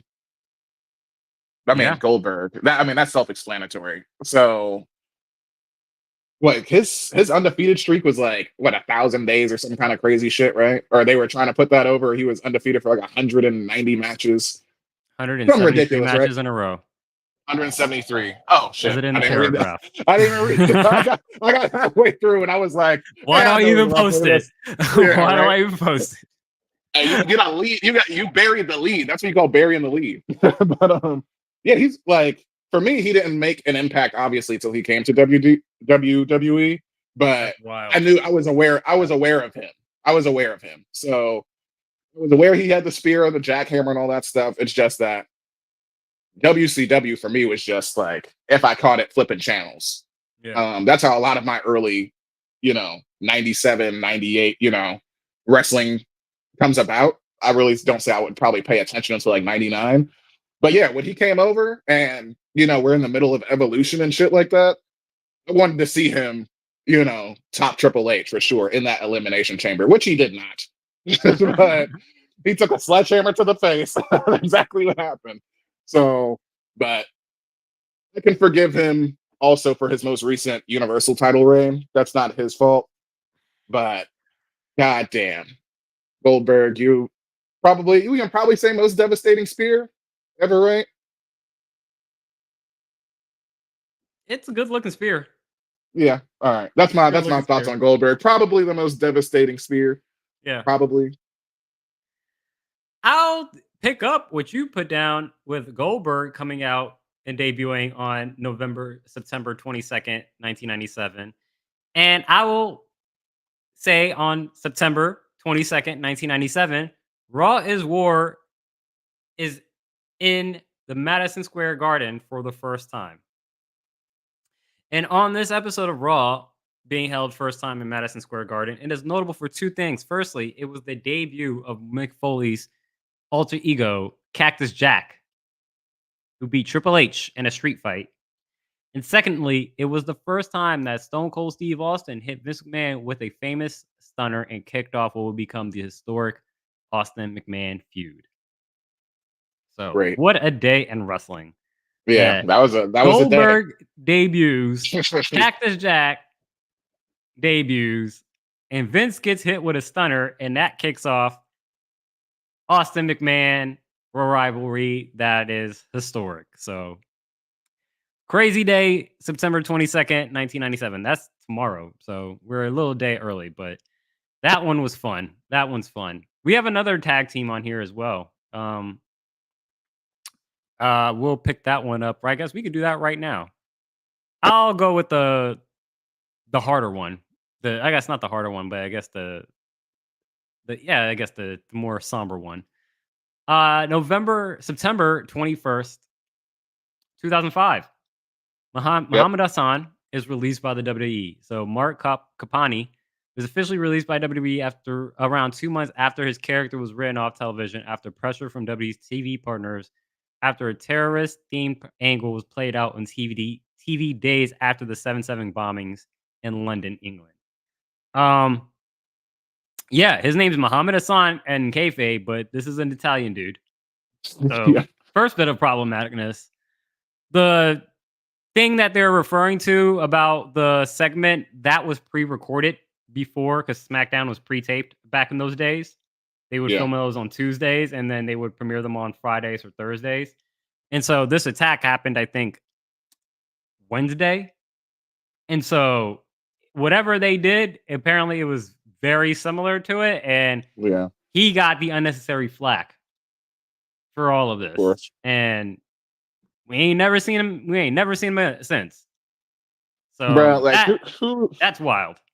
no, it's super wild, but it's like we know that that's like it doesn't take a genius to be like that has Vince dripping all over it. Like, who wants a terrorist themed wrestler? Like at that point in time, it's like once again, we're talking about it's a money making business, right? So you do it to make money, and he knew that he had an immediate idea for a guy that would be hated. That's the only way I think that you can read it.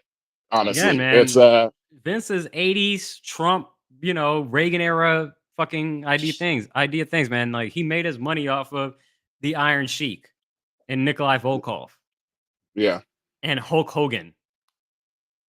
Like, come on now. still doing it. It's Yeah, it's written, it's in his nature. But again, it's sad. It sucks for Mark Capani because again, you shouldn't be forced to be playing a Muslim character when you're Italian. that yeah, that 2024 vision. It sucks, but looking back, you're like, Jesus. Like, we know you're just doing a character, but it is awful looking back. But I'll let you pick up what happened on the next day.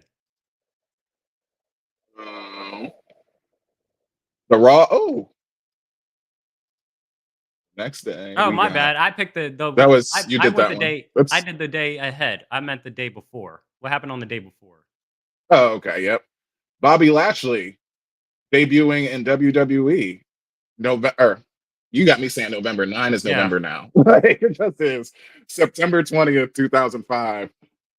Man, shout out to my veteran brother Lashley serving this country and still finding the I'm not gonna say finding the vibrato because like those guys can like just pump all day. Like you look at some fucking Marines, they don't do shit Yeah. except like work out all day. They're not on drills and stuff. And clearly Bobby is that kind of Marine. So uh man, I loved him like when he immediately came in, like his rivalry with Umaga, like over the United States belt. Like I remember loving that. The hair versus hair match at WrestleMania. Oh I think yeah. that was Umaga, yeah. When it was Over Vince Donald versus Trump. Donald Trump. Yeah. Yeah. Just another guy that should have we know damn well, like at least three times, at least three times he should have been WWE champion. He's a what? He's a one time or two time? Two-time? Okay. I wanna Well, if say? that's the case, it should have at least been like as we were growing up when Lashley was like in his like physical prime and like for that god awful reason he makes him world champion of WWECW, that Yeah. abomination that nobody cared about with the ugliest belt probably in history. Makes my skin crawl thinking about it. But yeah, I love me some Lashley, and hopefully we see some Hurt Syndicate over at AEW. I want to see him wherever. So MVP made a good point where it's like now that Brock is not on TV and we don't know where he's at, like if he's gonna come back, why can't Bobby beat Brock? mhm, that's an absolute fact. I like because I don't know, Like like Bobby they should have leaned into been it. Bobby should have been Brock. Like that's wild that you couldn't put him in that same. You couldn't book him literally the exact same way. Yeah, He has a submission and everything. Like what are we doing? yeah, They and not for nearly the damn nothing. same age. They brought up back in the day how like or well Shelton, Shelton brings up how they wrestled together and stuff like that and they faced off like prior to being in Mhm. WWE. And it's like, yeah, why don't they bring that shit up? And it's like Bobby, from what we understand, or correct me if I'm wrong, but Bobby re-signed because he was like, oh, I'm getting a WrestleMania match with Brock, which that never happened. That was a match that I damn sure would have loved to see. But yeah, with them having the exact same physique for the most part, I don't know who's heavier, but they're probably basically exactly the same. All those muscles and trapezius and biceps and all that type of shit that they got, like, bro, one goes out, the other one can just move in perfectly. Like, All right. Could have had an APA. man. Oh, I love when he broke out of the master lock. Yeah. Remember that? Yeah, that was a Yeah. great moment too. Couple more things on the book of wrestling. We can get through these quickly. On September 21st, 2009, Lillian Garcia leaves the WWE after 10 years with the company. Shout out to Lillian Garcia, Hall of Famer, legend, and we get a lot of love for our announcers, from the Fank, Lillian Garcia taking over, Tony Chimmel, you got now Samantha Irving and um not Alicia Fox. What's her name? Ugh, we're bad at this. Alicia I'll take Taylor. that lick. Alicia Taylor. There we go. Yeah, yeah. Because I gave her I think I gave her a championship at least a couple weeks ago. Let me go back and find it. This is what happens when we slack on creating things properly. Yeah, but Lillian, I remember. I mean, obviously, we just had 9/11 pass, but like, yeah, that moment of her singing the national anthem that like Yeah. reverberates with me for sure. That's probably the number one like biggest Lillian moment I can remember. Um, I mean, she had a moment with Triple wait. H where she had to leave early. Like in real life, she had to leave early. And so like Mhm. Triple H was coming out, and I think something happened with him earlier in the night. And when she was like, doing her introduction for Triple H, she said something smart. And Triple H was pissed. And so Yeah. like he was at the top of the stage, and then he was like, nah, come back here. And literally just hopped over the barricade and just starts hauling ass. It was actually pretty entertaining. Yeah, But she had to leave, and she had to go, I think, for like a graduation or something like that. And they were like, "Yeah, that's just like leave early. We'll come up with a way for you to just like get ran out of the building." yeah.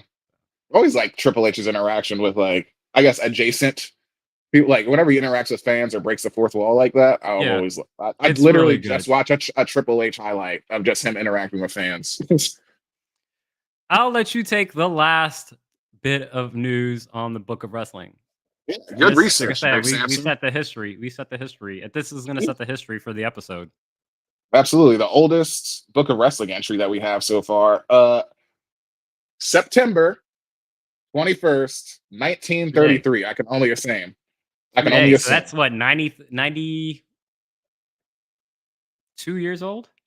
No, that's 91. 89 years old? Or no, wait, 91. 91. Yeah, Yeah, 91. Um, 91 years old. CMLL puts on its first card, promotes its first card in Mexico. The oldest wrestling promotion in the world, like still in existence. So that's more than cool And when then you think about it like that. we calling they titles easy to pass off. Damn Hey, shame. It's a damn shame. yeah, What are yeah. you I mean, doing, we was Tony? booking it. We just gave you props, Tony, and now we talk Yeah. about, oh, it's easy. It's the CML title ain't nothing. We could just pass that down. This joint, 91 years old, B.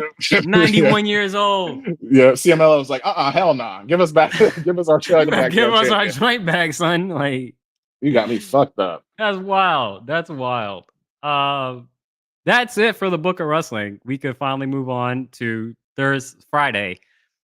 Bit of time jump news, because this actually was released on Thursday, but I didn't want to flood the Thursday calendar, so we could just move over to Friday. But it was Yeah. announced that, or not announced, but it's been posted that SmackDown will be moving to 3 hours in January. And then it was quickly updated to say that, as word internally, is that SmackDown is going to be 3 hours on USA starting in January. But it'll only be for 6 months. After 6 months, the show will go back to being 2 hours.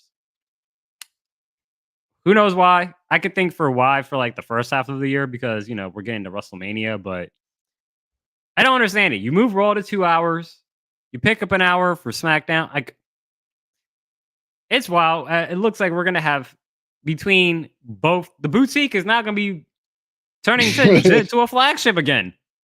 Yeah, Hey, basically, see, at least temporarily. the person that is listening to our podcast at WWE is like, all right, Moody and Sampson were at the boutique, and they were talking about, why do they call SmackDown the boutique? Well, because it does not as long as Raw, and they give her the whole explanation, and it's like, no, SmackDown is not a boutique; it's also a flagship, and we're gonna prove that point by moving SmackDown to 3 hours. That's literally why this happened. Yeah, they were They didn't like insulted by the they didn't boutique. like our nomenklature for like, wait till they do something about NXT. They're like, Right. why do they call NXT the bodega? We way Oh, bigger than because that. huh? So we way bigger than that. We bigger than a bodega. We take up a We city bigger than a block. bodega. You gotta call us the convenience store. I won't be But too confused or anything. I think it'll just be like an adjustment period for anybody. I think it'll be that time when it's like, oh yeah, that's right, it's SmackDown now, you know. I'm just But annoyed that when you like think about there's the already thing enough that wrestling. Do we need 6 hours between those two shows plus 2 hours of NXT? Then you got AEW. Then you got like it just we've been complaining for years that we hate the third hour of SmackDown of Raw. yeah. We talked about last week. Hey, they're moving to 2 hours. Oh, it's only for 4 months. Can we just we got a show. Like they, Let's continue. yeah, yeah. No, go ahead. Go Jesus. get your thoughts out. Get your thoughts out. No. I was just gonna say, can we cross the finish line? I was just gonna add on. Like you ran all the way up to the finish line, and then you just now actually we're gonna go back to No, where we my started. that's my point. Like my whole point Yeah. is just like I'm just like there's so much content that do you need an extra hour? Or again, a lot of WWE, you got to look at it where the money's at. Mhm. That's where it's at. So, or Yeah, maybe I would again, like, imagine. hey, we still want our 3 hours of maybe USA's like, we still want our 3 hours of wrestling. Yeah, that's as simply as I thought it was. It's like, hey, we're not ready to like pick up that extra hour yet. So it's like we're giving you 6 months And an basically extra hour on, to fill they're in that willing shit. to give that extra hour on Friday than they are on Monday. Mm. Because Friday is not as a valuable as it, like Yeah, Friday back when we were kids was valuable. yeah. Not anymore. People go out on Fridays. Yeah. Ain't So nobody staying in on Fridays. yeah, take a 3 hours on Fridays. That should be much more valuable to them, at least from the USA side, than it is WWE. But W is going to take the money regardless. You got current event you posted. Yeah. Both. This is, I guess, double AEW news. I guess AEW relevant news. But go ahead. Yeah. The one that I posted is the Lucha Brothers. Apparently, according to PW Insider, they're headed to WWE main roster. Not just them, but Yeah. all the wrestling. The secrets out of the bag. They're bypassing NXT and coming straight to the main roster. So I just immediately, because I love the Lucha Bros, I love Penta El Zero. Like it just makes me immediately wonder what's his name gonna be, because he's like Johnny Nitro, where he changes his last name or like the ending of his name, like based on like Mhm. whatever promotion he's in. So now it just makes me wonder what he's gonna be. But Ray Phoenix, like that's a 1-to-1. Like losing Ricochet but gaining Ray Phoenix, not just him, but obviously his brother. But I would say Yeah. Ray Phoenix and Ricochet. They're actually battling for who's the best high flyer like in the world, and I can't wait to see what he puts on. So I'm just excited about that. I've watched him in AEW, and that's like my extent of my knowledge with them. But whenever you were talking about like real life brothers, not kayfabe brothers, their Yeah. wrestling chemistry is just like on another planet. So I'm sure they're going to tear the house down immediately. Yeah. My thoughts on this is I understand why they're on the main roster because sending them down NXT, I think they have a good stable of tag teams that they're not. It's not to say that they're not going to be on NXT. They'll be down there every once in a while. The same way most main roster stars kind of every now and then go down to NXT and check out NXT. But the main roster, the tag team division is just non-existent. I honestly, Yeah. every time I think about the tag team division, I have to think about who has the titles. Who's the champion? Yeah, exactly. Yep, I do the same thing. You're 100% right about that, because even right now, like we got the WWE tag team champions, the Bloodline, that you just forget. Oh yeah, it's the Bloodline, because they're tied up actually more so in the grander Roman Reigns solo. That's a Mhm. whole long-term booking thing. That's why you don't think about it. And then on the other side, less so, but the Judgment Day, they're also part of long-term booking, where it's like, all right, this is more so like Rhea and Liv / Damian trying to get his title back kind Mhm. of booking. So It's more to it, make the faction look good than the actual tag team. yeah, exactly. And then the actual tag teams that you have, like the Street Profits or DIY, um, they are just basically support systems for individual characters. Like Kevin Owens gets jumped, DIY comes out of nowhere and comes for the save. DIY Mhm. gets taken out. Okay, we'll just replace him with the Street Profits, Yeah. That right? And was then the other tag teams, it's like you either in a faction or your support for an individual character. yeah. There's no tag team division. The women barely have a tag team division because where is Unholy Union? I guess they had a little bit of a segment, but again, tag team wrestling in WWE is it's not doing well. It's in a lull, to say the least. Yeah. I don't know what the Lucha Bros are gonna do, honestly. Yeah. So Yeah. Okay. I hear you with I'm that. Just with cautiously like the optimistic. execution of. I'm cautious of what's going to happen. I think they're going to be. I think they're going to be great. I just don't know Yeah. what are they going to do.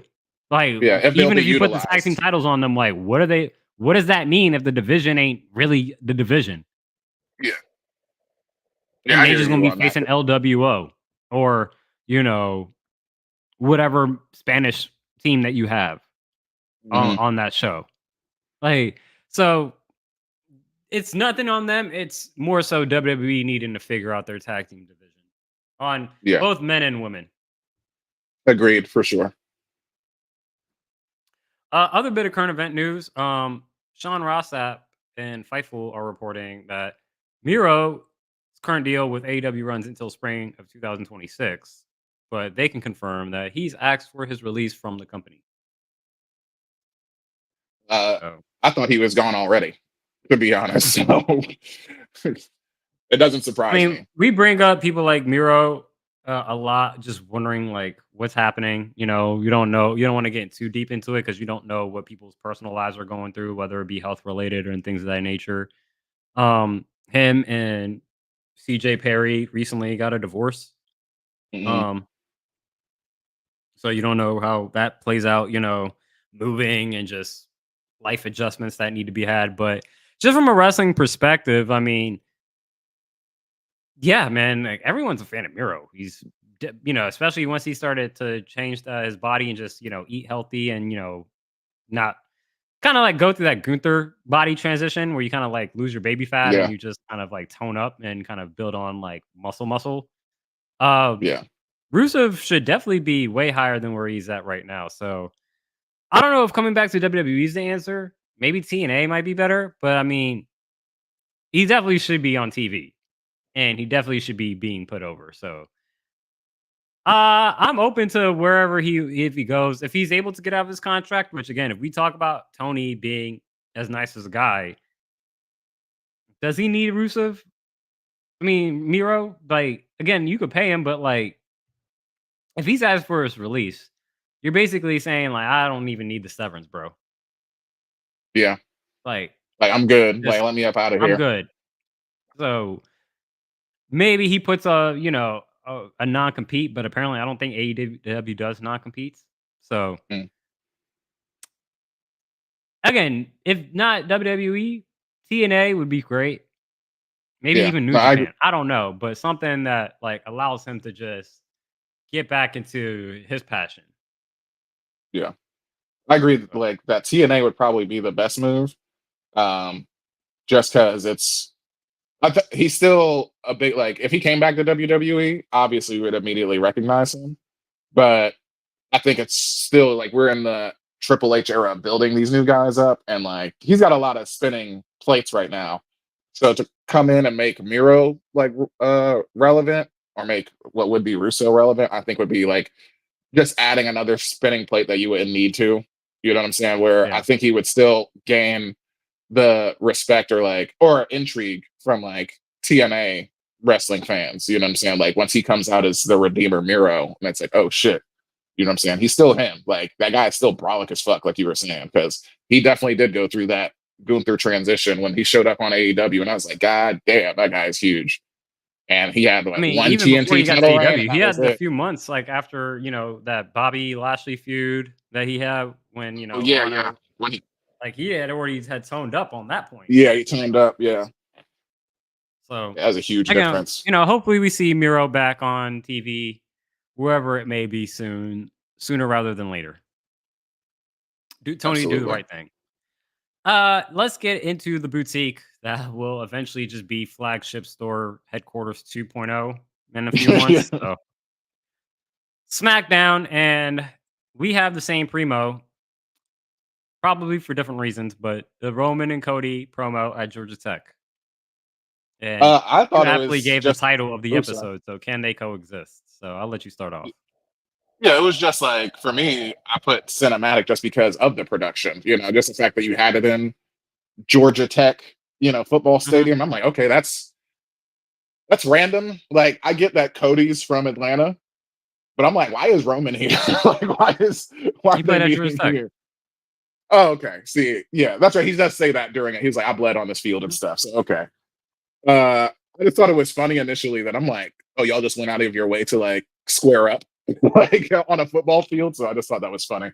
But it was great. I think with the production of it, like the whatever camera lens or quality, you would know more of that stuff than I would. Immediately, I was just like, the stuff that Roman does with his face, as we know that he's been doing it for the last 2, 3 years. I don't know. I just in a different light, I was like, oh yeah, because this is actual like television. What am I trying to say? Like not television production, but the television like viewing aspect. Mhm. I don't want to just say aspect ratio, but it looks different. You know what I'm trying to say? Yeah. And for when I was watching him in that, I was like, oh, he could be in a fucking soap opera. Like I'm thinking All My Children are like, or 24, any one of those primetime television, if he wants to have like a cameo or an episode all about him where he's the victim or something. I'm like, I can believe it. So that's what it was about, because honestly, the promo, like we don't need any more. It's not necessarily explanation. It's history because we know their history. Obviously, Yeah. I guess it was. I guess it was necessary just to be like, "Can I trust you?" That does feel necessary, but overall, it was primo because it was the best thing they made. But I just thought overall it was like kind of like extra. I'll just say extra. It's not bad. It's not wrong. Nothing. But yeah, that's all. Yeah, I think from the promo perspective of it, I like the promo. I thought Roman between the two was better at his promo than Cody's. I mean, to me, Cody's still a heel. Even even that promo, I'm like, Roman just laying it out for you, and you just like Cody's the heel in this rivalry, in my opinion. Yeah, it's not Mhm. gonna sway. It's not gonna sway my opinion. But I thought it was great. From a production standpoint, I saw a lot of people was like, oh man, this looks great. This is cinema. And I'm like, the way my mind work, I'm like, bro, that's 4 iPhones. Yeah. And it's no disrespect. This is more of a acknowledgement to like not just it's the acknowledgement to everything about where we're at in society. All this technology exists in our pockets. There are movies Mhm. filmed on iPhones, Yeah. right? And so I was gonna initially have this as one of my champions of the week, but I just didn't want to overload it with like SmackDown people. But this was gonna be like my Cassidy uh from The Problem versus the Hustler. One of my favorite joints on there is he says they're in his corner. He's like, hey, come on, Chad. I told you this ain't gonna be easy. He's like, it ain't gotta be hard. And that's kind of my reaction to the promo. It's like, as far as the production of it, it's like, it's not easy because you Yeah. still went to Georgia Tech. There's still, licensing. You had drones, as far because the way I see it, they stood at the 50-yard line. There's markers for where they're set.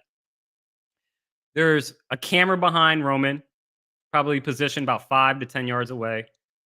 Another camera behind Cody, another 5 to 10 yards away. And imagine these are all iPhones, right? That we're using. And Yeah. then there's at least because from the shot that's they're facing them towards, where you kind of see both of them in the frame together.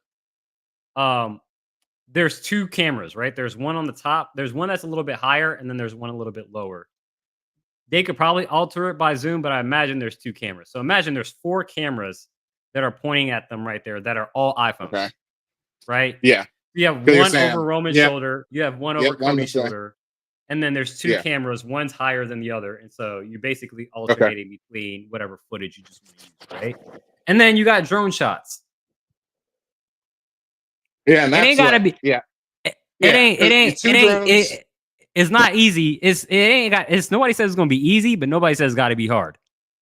Yeah, you're right about that. Because yeah, that's what 2 drones and 4 iPhones is what, like 5 bands, 6 bands, maybe And $1,000 an iPhone. Yeah, that's just talking about like from a regular consumer. Obviously, they're using real legit yeah, yeah. cameras and stuff like that. But like, it's 4 iPhones. It's 3 iPhones, really, and Mm. a drone. The biggest thing is to get at Georgia Tech. They're the WWE. So Exactly, which is you nothing. could do the same thing at a high school football field. Absolutely. You know, And they was like, add in "Oh, some what up, dog?" Like the second that you walked up. add in some royalty music, and then a lot of the picture quality. Because again, your phone spits out like 4K and it looks really good, and then that's filters, bro, to give it that Yeah, cinematic look. yeah, yeah. AEW could do the same thing. It ain't hard. Uh-huh. You know what I'm saying? It ain't easy, but it ain't hard. So shout out to them on that. That was done really well. And then I think Roman's again from a promo wise, I think Roman carried it the most. And I'm on Team Roman's side. I can't Yeah, wait till he's Superman punches his ass right after they win that match against the yeah. Bloodline. So um let's move on to the rest of the show. Our mids. We agree on both of them. Which one do you want to start off with? The one that I mean, you already pointed out that we did predict that Nia was gonna get pinned by Double both. pin. Yeah. Yeah, like because it didn't make sense. It's like Bailey and Naomi, neither one of them are leaving, so that doesn't even make Her sense. But husband, a triple threat, Jimmy, is a SmackDown superstar. They ain't splitting up couples. yeah, yeah. Though But the way that they did it, I thought was cool though. Tiffany apparently is dating Ludwig. Ludwig Kaiser, yeah. He's on Raw, but I heard that this is straight gossip. Apparently, Giovanni Vinci made a pass at Tiffany. Mm. And that's why they got like when they were like when Ludwig jumped Giovanni back a few months ago, there was like, oh, that's a little stiff. It's like apparently there's some real life tension between them All right because he went now, at his all right. girl. And if you put Giovanni on Tiffany on the Hold same show, it's like, are Giovanni and Tiffany dating? on. Let me sip my tea real quick. You don't see the tea in here, but that's hot tea right there. Let me cool down. I'm gonna look this up. I'm gonna look up at least if there's anything on the Wikipedia. But Yeah, yeah, like we said, they both outside of their relationships, they're not leaving SmackDown. So yeah. there was the only logical sense. I did like how there was just they were still trying to get confirmation. Like they knew that they had won the match, but then afterwards they were like, "Hey, like what happened? Like who got the pin? Like who were you counting as the winner?" And it's like clearly both You y'all both made the did. pin. So it's a triple threat although, match. although, all right. Let's say for real, like you got to make a choice, and you just watched it as the ref. Who do you think actually got 51% of that pin? Like, let's be real. Who actually pinned Nia? Bye, Bailey. Exactly. That's what I thought. Because I'm like, Naomi, she did all the momentum, like, turning her over into the jackknife pin. The only thing for her was like, I was like, oh shit, did she misstep? Because, her feet were under the ropes. But I'm Yeah. like, oh yeah, that's right. No, you can still pin somebody with your feet under I the was ropes. wondering Their that. feet It's can't be like, under when is the that ropes. not a Yeah. rope break? I guess it's a rope break if it's the them. other person. Yeah. Yeah. Yeah. You can pin somebody with your feet under the ropes though, which Because I feel is like the funny same thing because happened with LA Knight and Andrade. Like I thought LA Knight had his feet under the ropes when he was making the pin, and I'm like, isn't that supposed to be a break? But yeah. maybe it's again for the opponent that needs that if they have their footing on the rope. But okay, Yeah. I just thought because if you were to do that, or if that was like a legit rule, I guess we would see like apron pins a lot more. Like when somebody's like right next to it, like right next to the ropes, yeah. and it's like I just beat you down and I can just do that. I don't know. But yeah, like I we thought it was predicted. also So interesting. that's it. Nia did threaten Tiffany Yeah. before the Getting match. that. She was like, if you get pinned and you lose, maybe you should leave. Hmm. Yeah, Tiffany don't like that. My girl gonna knock her upside the head one of these days. Naya she, doing a she, little she, she like, got that. she like patting She her on in the the bag. shoulder like real hard, and Tiffany's like, ew, like that's a little Yeah, aggressive, you know. It's interesting. It's an interesting watch. yeah. Interesting watch. So I think we're setting up. Yeah, it's a triple threat. Then we're getting because they're not gonna just be like, oh, Bailey and Naomi have a number one contenders, right? I don't think No, they're it's a gonna do triple that. threat. It's got to be a That's a triple triple threat. threat. Yeah, that's what it would Yeah. be for. Yeah, we agree on that. And I But didn't again, I even. mean, I'm down for like a Bailey Naomi rivalry I mean, because yeah. it Whenever you just got like, it's gonna lead to Nia retaining, but it's more so like again, no different than Xavier Woods. It's like we spent the entire year talking about Naomi not getting respect. yeah, Why you come back if you just taking L's? for real. And I think Bailey would be the one. And if we're shooting right now, Bailey would be happily be able to put over Naomi and give Oh her yeah, flowers. absolutely. And whether it be for the championship or the mid, I don't know, but I'm here for the rivalry. I think that would be a good back and forth between Naomi and Bailey. So I'm here for it.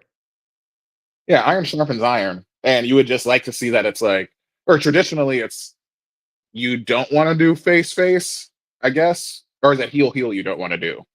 It's heel heel that you never want to put on a match, right? I'm I'm trying trying to to think of think. like Vince's. You could you do heel heel? I think you could do heel heel depending on the heels. I don't know. Yeah, I think it Everything's was open in my either book. way. Yeah, yeah, me too. But either way, clearly they're both face face, and I just think it can be, an iron sharpens iron situation, or where I mentioned the phrase, character maturity, because Yeah. it's not like Naomi doesn't realize that she's been losing a lot.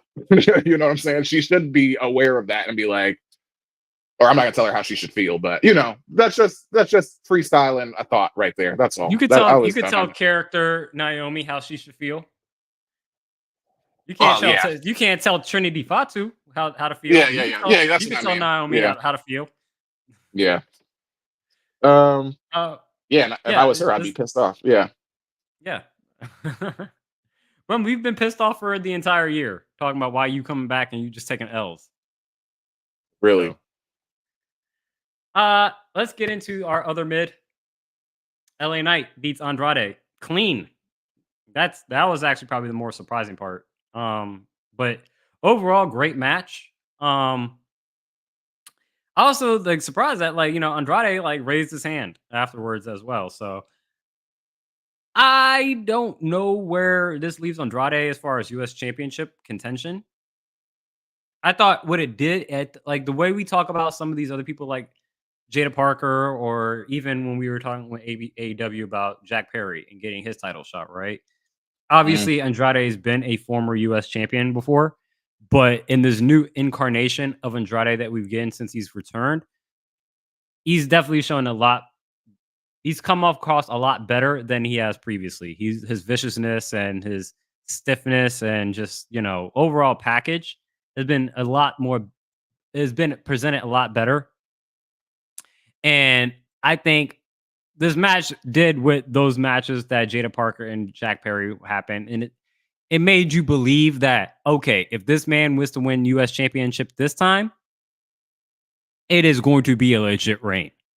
It ain't yeah, just putting the title on him just to put the title on him. It's like, nah, this dude is a legit badass champion that deserves to hold this belt. So, uh, yeah, I like that, and I have more to say about this as we get to our my champion of the week. But I'll yeah, leave that thought for Saturday. yeah. And I was surprised that it was clean too, because if anything, I just thought Carmelo was going to be a sore loser and come and fuck up the match. That was like Dang. the most obvious thing in the world to me. Um, LA Knight has not tripped while he's done his jumping elbow, because he jumps from the Mhm. second to the third rope now. I'm just concerned with that move. He Like, did twice. He missed yeah, on getting that twice this week. Yeah.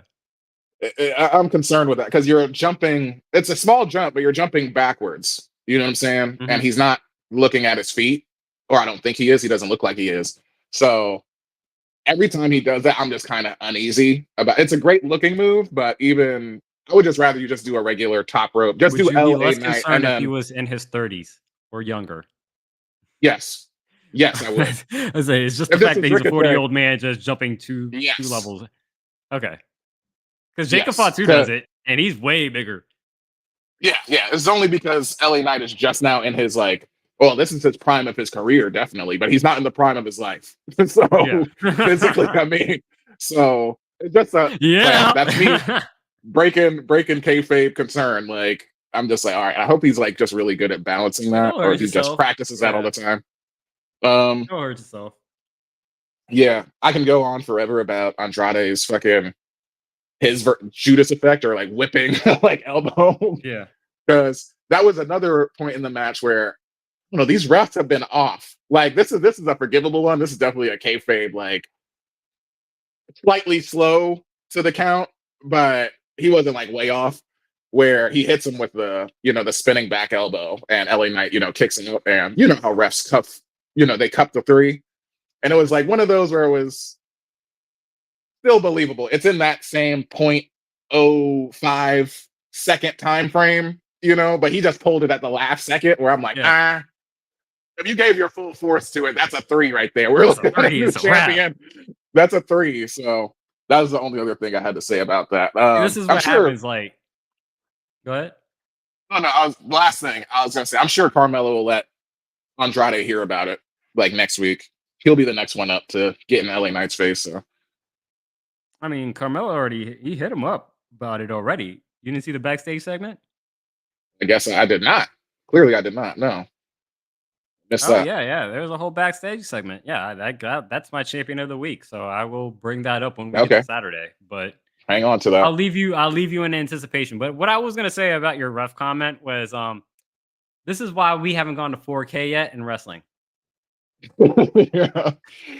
Because I remember when WWE made that transition from like standard definition to HD, and the whole Yeah. thing was like, oh man, like wrestlers got to be a little bit more stiffer with their moves because with the HD you're able to pick it up more than you are when the standard definition or like makeup and things of that nature. So just the higher the resolution, the more you got to be on your P's and Yeah. Q's because Yeah, I can exactly. see you, ref. I can see you, ref. I can see you. You just handed a blade to him. Like, he's blading still. Like, come on. That's why they got to get the kinks out before we move to 4K officially. Hopefully, they get it ready by January. I hope when Netflix picks up Raw that it's in 4K. That would require WWE to update their cameras. Maybe unless they upscale it, but I don't know. Because, like when the NFL does games in 4K, those aren't in natural 4K. Those are upscaled from 1080p. So, Okay. that's me getting nerdy again, the same way I was getting nerdy with the cameras. So I'll pause on there and we'll continue for the rest of the show on SmackDown.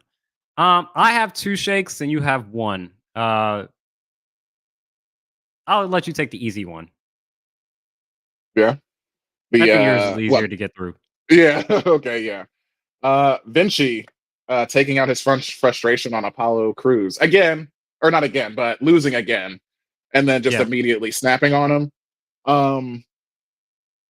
Which I will say the only thing I didn't like, I guess it's just a trope of wrestling, so I can't say that I didn't like it for this. But whenever you get like a sneaking or like roll up win, you won. So unless you've been like It's not a beaten down fluke. profusely, I don't see why you should be like on the ground hurt after you just won. You know what I mean? Which clearly Mhm. wasn't the case. And then because I'm like, bro, you're leaving the door open for him. You know this nigga don't like you. So, but like I said, that's me being super. That's it. That goes for any wrestling. That not just them, just any feud at all, like or anytime that happens. But uh yeah, I guess Vinci is showing us his finisher is the brain buster also, because there's no other reason that you would do that. So I can I'm only just assume that curious this to is going to see continue. like What is this he feels doing? like old school Vince McMahon booking to me, where I'm I like, want to know what he's this doing. guy this guy debuts and he's just looked like an idiot and a fool for 2 weeks. Yep. Like, when are we gonna see that he has a purpose That other he's a than just wrestler. looking like an Like, idiot? Yeah, you know what I'm saying? exactly. he's a pro wrestler that not just an idiot. Because at least our Yeah. truth, we can say he is an idiot probably, but he's also a pro wrestler. He's got multiple Yeah. championships to prove it. You know what I'm saying? Yeah. The all-time reigning is 24/7 champion, like 113 times. So I mean, come on. I'm It's a real curious to see championship. how they I'm curious to see how they flip this and if they're able to make me care about Vinci. Because right now I'm just like, this seems like you in the doghouse for something.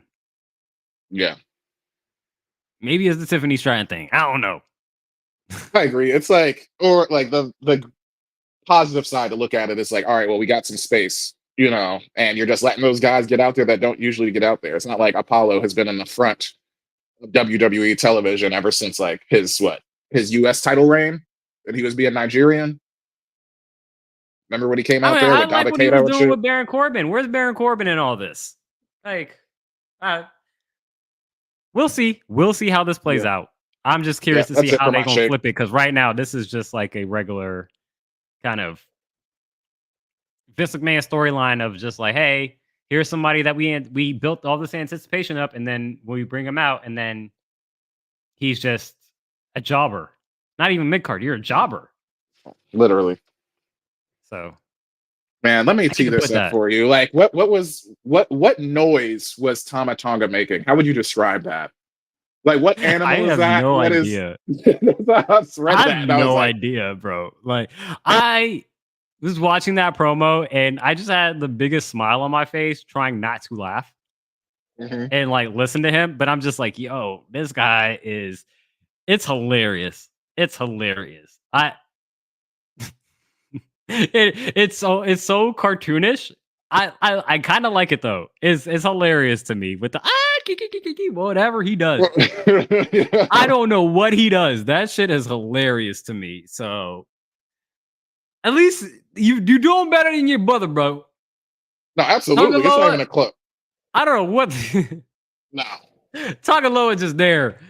Tamatanga, you funny, bro. I find that hilarious. His Yeah, and this is clearly like the most time that he's ever even had the mic. Like, cause like Bloodline came out yeah without Solo, so I thought that was cool already. And the fact that he was talking makes sense because he's the right hand man. So I'm like, he should be the yeah one talking. And like, yeah, once because I saw your comment first, and then I saw the clip, and I was like, oh, this is clearly what the fuck he's talking about. Like, yeah, because it was like I would consider that like it's not dying, but it's a lower a lower tone, some type of squawking like seabird, like like an I don't fucking know, like nah. or like You a know, and you jungle or like remember in a Martin Cole and his bird call when he used to call or he used to. You remember in Martin Cole used to do like a bird call. oh I do Yeah, he remember used that. to How like did it was that go? like his Yeah, like bird mating call. He's like "Ah, coo, coo, coo, yeah. coo, coo." That That's man was exactly like, what that just sounds like. He yeah, just sounds ridiculous. I'm literally just like I'm trying to listen to him and be serious about it because he's trying to say something serious, but I'm just laughing and just smiling the entire time because it's just yeah. way too funny to me. And I think he broke himself too, because like in that, like when he was doing that noise, like he's showing his teeth. So I'm Yeah. like, this man, he's breaking himself right now. I feel like I think he was like trying to be serious, but it was just like this is so fucking And I love Kevin's silly. reaction Clearly, to the whole thing where he is like, please let me cut you off there and stop you speaking because no one's had any intrigue to hear you speak. And then his reaction to that, he was like, what? How could you say something like that to me? It's really good. It's good. Give me more of that, Tomatonga. You go get yeah, at least the mid, maybe a pro, maybe a primo one day. That shit's yeah, entertaining to me. My other thing, speaking of KO, is I don't know if I never went back and watched the episode yeah, that we went to in DC because we talked about when we saw that they teased Kevin yeah, hitting Cody with the championship belt. I don't know if yes, that ever made. I don't know if that ever made TV, but this made TV in yeah, which Cody KO has a chair in his hands, and Cody don't see it. He's looking down the ramp, and KO is just like, uh, Cody needs I was about glasses, to. bro. Why are you staring down the ramp? That like these guys are 20 feet in front of you. Why are you staring like you squinting or some shit? You don't know who's over there? It don't make sense. I guess he trusts Kevin, obviously, but yeah, it's like nigga, like we just gonna blatantly ignore, you know, I guess you could say his nature, like Solo said, it's in his nature. And he But turned her, and yeah. it's funny because then Cody turns around and like looks at KO like John Witherspoon in Friday when he walks in and sees Ice Cube with the gun. What's that? What's that for? See? What's that for? It's like, bruh. You Canadian, Like you so can't quick up like to pick up a chair, afraid to he get your ass cannot. kicked. How do you feel about Cody? Let's say like he beats him to the punch, like because that would be Cody being Cody's a smart, right? heel. He's a Well, yeah, I know. I'm heel. saying that would be you. That would be him becoming the heel, right? Because he's firing a preemptive strike when he knows it's about to come. If what? No, I'm saying if he fought, like, let's say Cody wisens up and he's like, man, this dude is on 2 strikes because he tried to hit me with my belt and he tried to hit me, Mm-hmm. or he thought about it. And he's like, the next time they're together, he's like, there ain't gonna be no third time. Like that third time, it'll be a similar spot, but then it's just like, I think Cody goes, or I'm not booking this right now, but it would be cool to see Cody flip that on him and then Yeah. preemptive strike, like you said, and that would give us Cody heel champion immediately. Yeah, I and just then don't you're think gonna have KO his is defenders. necessarily a You're big gonna enough have face his yet. Cody crybabies. You're gonna have his Cody crybaby. He's like, no, he was in the right. Kevin was gonna do it. It was in his nature. And it's like, Kevin didn't do anything. He thought about it. Did he act on it? No. So no, Cody's the heel. I actually like that. I like that book. Yeah. I like that because Yeah. then that kind of leads into the Homelanderness where it's like you have his supporters, his diehards that are just like his Trump loyalists, his Homelander, like supporters and Mhm. stuff like that. So I He like can that start book. talking about how he put Good. the company on his back and all that stuff, and basically Yeah. adopt a slight Braun Breaker where he goes on the offensive, and hmm but at the championship level, so it'll be bigger. But that's all. We don't got to Sounds very belabor that police point anymore. tactics. Yeah, like Yeah. my life was at. Well, I felt my life was threatened. You saw. Yeah, exactly. You saw. He He helped. was reaching. He was reaching for it. Yeah. He was gonna hit me. Like, sir, that was his cell phone in his pocket. It's like, oh, So yeah, that's my last bit of shake for SmackDown. So overall, pretty decent show. I think again with the longer gap that we've had between pop-up shows, some of these shows are just kind of carryovers to kind of build storyline, but entertaining nonetheless. Like I don't think we've had like a really terrible show. Like things are, it feels like regular television where it's like, okay, some episodes are going to be better than others, but there's not necessarily a bad episode. So yeah. great week in wrestling, and we are finally here on Saturday, and all we have are champions of the week. And I said last week I had to double up on some because I missed out on giving one last week. So I got 3 to go through this week. So I will go with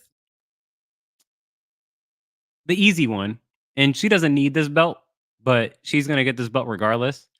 The 50 Cent, the top feels so much better than the bottom. So much better title belt to Athena on becoming the longest reigning Ring of Honor champion. Period. Not Period. women's. Period. Yep. That's wild. That's wild. Yeah. And like Ring of Honor has been around for like 25. Like we literally talked about last week with Joaquin Phoenix coming up with the original logo back in like 2001 or 2 or something like that. So the names that came out of Ring of Honor, she won this title back, I think it said December 2002 or September 2002. And so Going on 2 she's years. on a Roman Reigns level run with this title. So I hope she makes it to 1,000. Yeah, and not for nothing, like this clearly this was on the agenda to like bring this up. Because I saw on YouTube that AEW they had posted, Athena's greatest matches, and it was, just the whole timeline. So it's like the whole 3-hour video of like every single title defense. And I was just like, God damn, like, yeah, it's been a minute. and that was like maybe like 3-4 days ago. I watched that, Yeah. so makes sense that clearly we were coming up on it. So, and yeah, Shout out to I know Athena. Ember we covered Moon. the right. We did cover the the top wrestlers or whatever in the world and everything. Like the Yeah. list came out. Yeah. There's no women on that, and this goes to okay if a tree falls in the woods and nobody's there to listen, does it make a noise? Yes, it does. It does make a noise because Athena is a fucking beast. So I'm happy. I'm double checking just to cover our bases. Because like I said, we looked Athena. Nope, no Athena. That's wild. Yeah, That's got to be no. No Because Angar Athena, 134. What? because I think honestly the only argument you could make is like bigger promotions. Like the bigger promotions have the bigger stars, but it's like when you come to in the ring, there was never a doubt about when she was Ember Moon in Yeah. WWE that she was a fucking monster. Like I love the Eclipse, like such a great move. She still does that. But yeah, And shout out that's to her. why she gets the top feel so much better than the bottom because again, like where she was at WWE is not necessarily she was at the bottom, but she wasn't in the championship contenders bracket, And to Yeah. make this life switch, go to Ring of Honor, and then now you are literally the longest reigning champion ever in company history. Shout outs, man! Like you at the top, and the top is so much better than the bottom. So Damn straight. Shout out. I'll let you go take yours, and then I guess I could double up on my finals. Yeah, mine was simple. It's actually on NXT Level Up. This is more history. The first Level Up thing that we've had. But Ashanti the Adonis faced off against Eddie Thorpe, who he gets the Jordan Poole Ballin' for Baddies title belt, where you already know where this is going. When Ashanti comes out during his entrance, he gives a rose to some women in the crowd, right? He goes on to wrestle his match. It's going back and forth, 50-50. He's setting up for his finisher, I can only assume. He's standing on the top rope. But as he's standing completely vertically on the top rope, he takes his eyes off his opponent and looks back to the baddies and says, I got something for y'all later tonight. He immediately comes off of that. he jumped like Eddie Thorpe gets up. He jumps over Eddie Thorpe, immediately gets hit with an impaler DDT. 1, 2, 3. I was like, God damn. Keep your eyes on the ball, bro. Like you cannot be sitting here, basically throwing alley-oops to the women like Jordan Poole would be doing, throwing alley-oops to Kuzma. And we ain't seen you win on TV in 4 months, like if not longer than that. You're focused on the wrong thing, guy. So he's gonna get the Jordan Poole Ballin' for the Baddies title belt. That's a good one. Yeah, and he was hanging out with what's his face? Cedric Alexander. Yeah. Like I like Ashanti. I think he could definitely, he'll definitely make his way back into the main roster. I think this gimmick is gonna work out. Yeah. I'll finish it off. I got 2 of them. The first one I'll go with is the Remember the Titans. I got Soul Power. I'm Too Strong. Tag team title belts to the Power Buff Girls. This honestly, I initially was gonna go to just Bianca, but I have to give it to both Bianca and Jade. But it's mostly going to Bianca for her feat of strength that she did to Io Sky, where she suplex carried her and tossed her back into the ring. Completely unnecessary. It is such a waste of power. Yeah, completely unnecessary. But I appreciate the feat of strength. That's hell of impressive. Like you could have easily just tossed her back in the ring normally, like most people do. But no, you was like, I need to suplex her, walk up these steps, and then toss her over the ropes into the ring. If that's how you want to do it, who am I to complain? That's just, it's OD. It's OD feat of strength. So for that, I'll play this short clip if I can find it at the right spot. Let me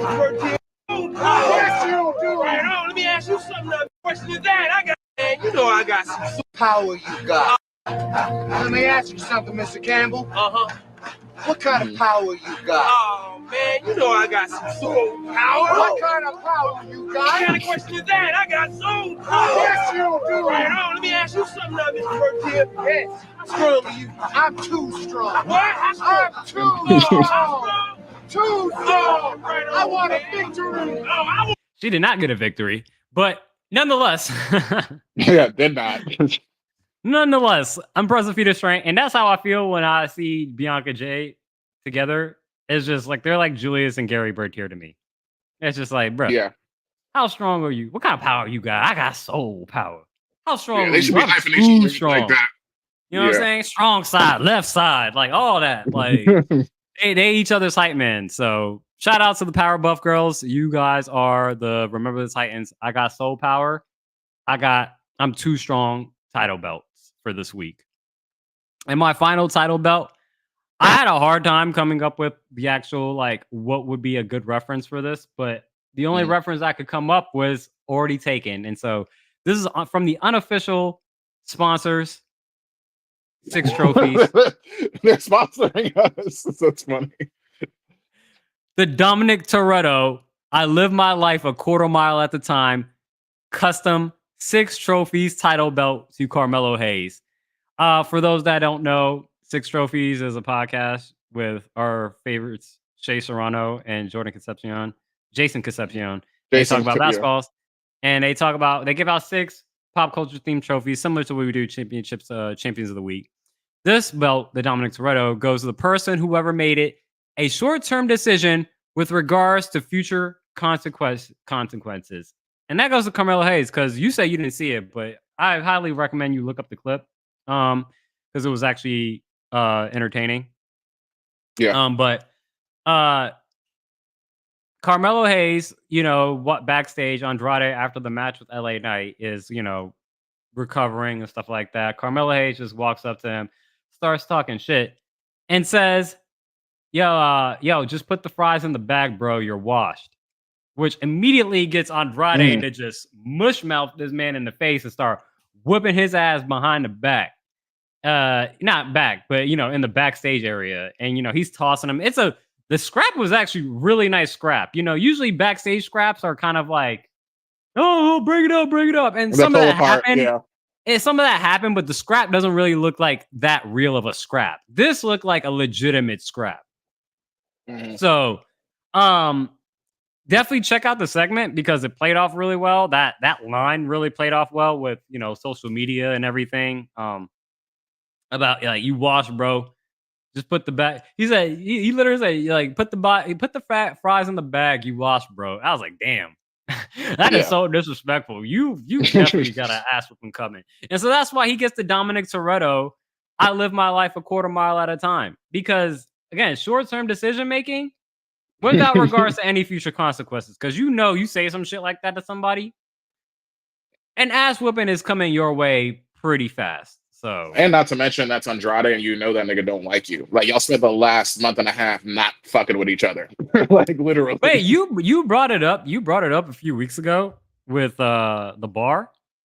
This would be a good tag team. Yeah, it's a good tag team though, right? Yeah, good tag team, good tag team. But those are our champions of the week. Shout out to all of our champions. You will be receiving your titles in the mail in about 5 to 10 business years. So look out for that as it comes your way. So is that like 7 to 14 regular years? Let them figure it out. Let them figure that out. Well, 5 to 10 business years, man. Just figure it out when that might come in. But yeah, it's probably 7 to 14, on average. More likely.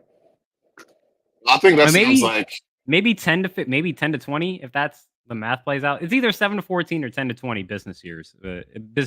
Regular days if you take in the 5 to 10 business years. So yeah. That's it for us on the Wrestling Re-Up podcast. That's episode 11. We will be back next week. Anything you want to say before we head out, Moody? Yeah, follow us on socials. I told you in the beginning, I'm gonna tell you in the back. So send us an email at thewrestlingreup@gmail. Follow us on TikTok, follow us on Instagram, Twitch, everything. Just get out there and find us, the Wrestling Re-Up on all platforms.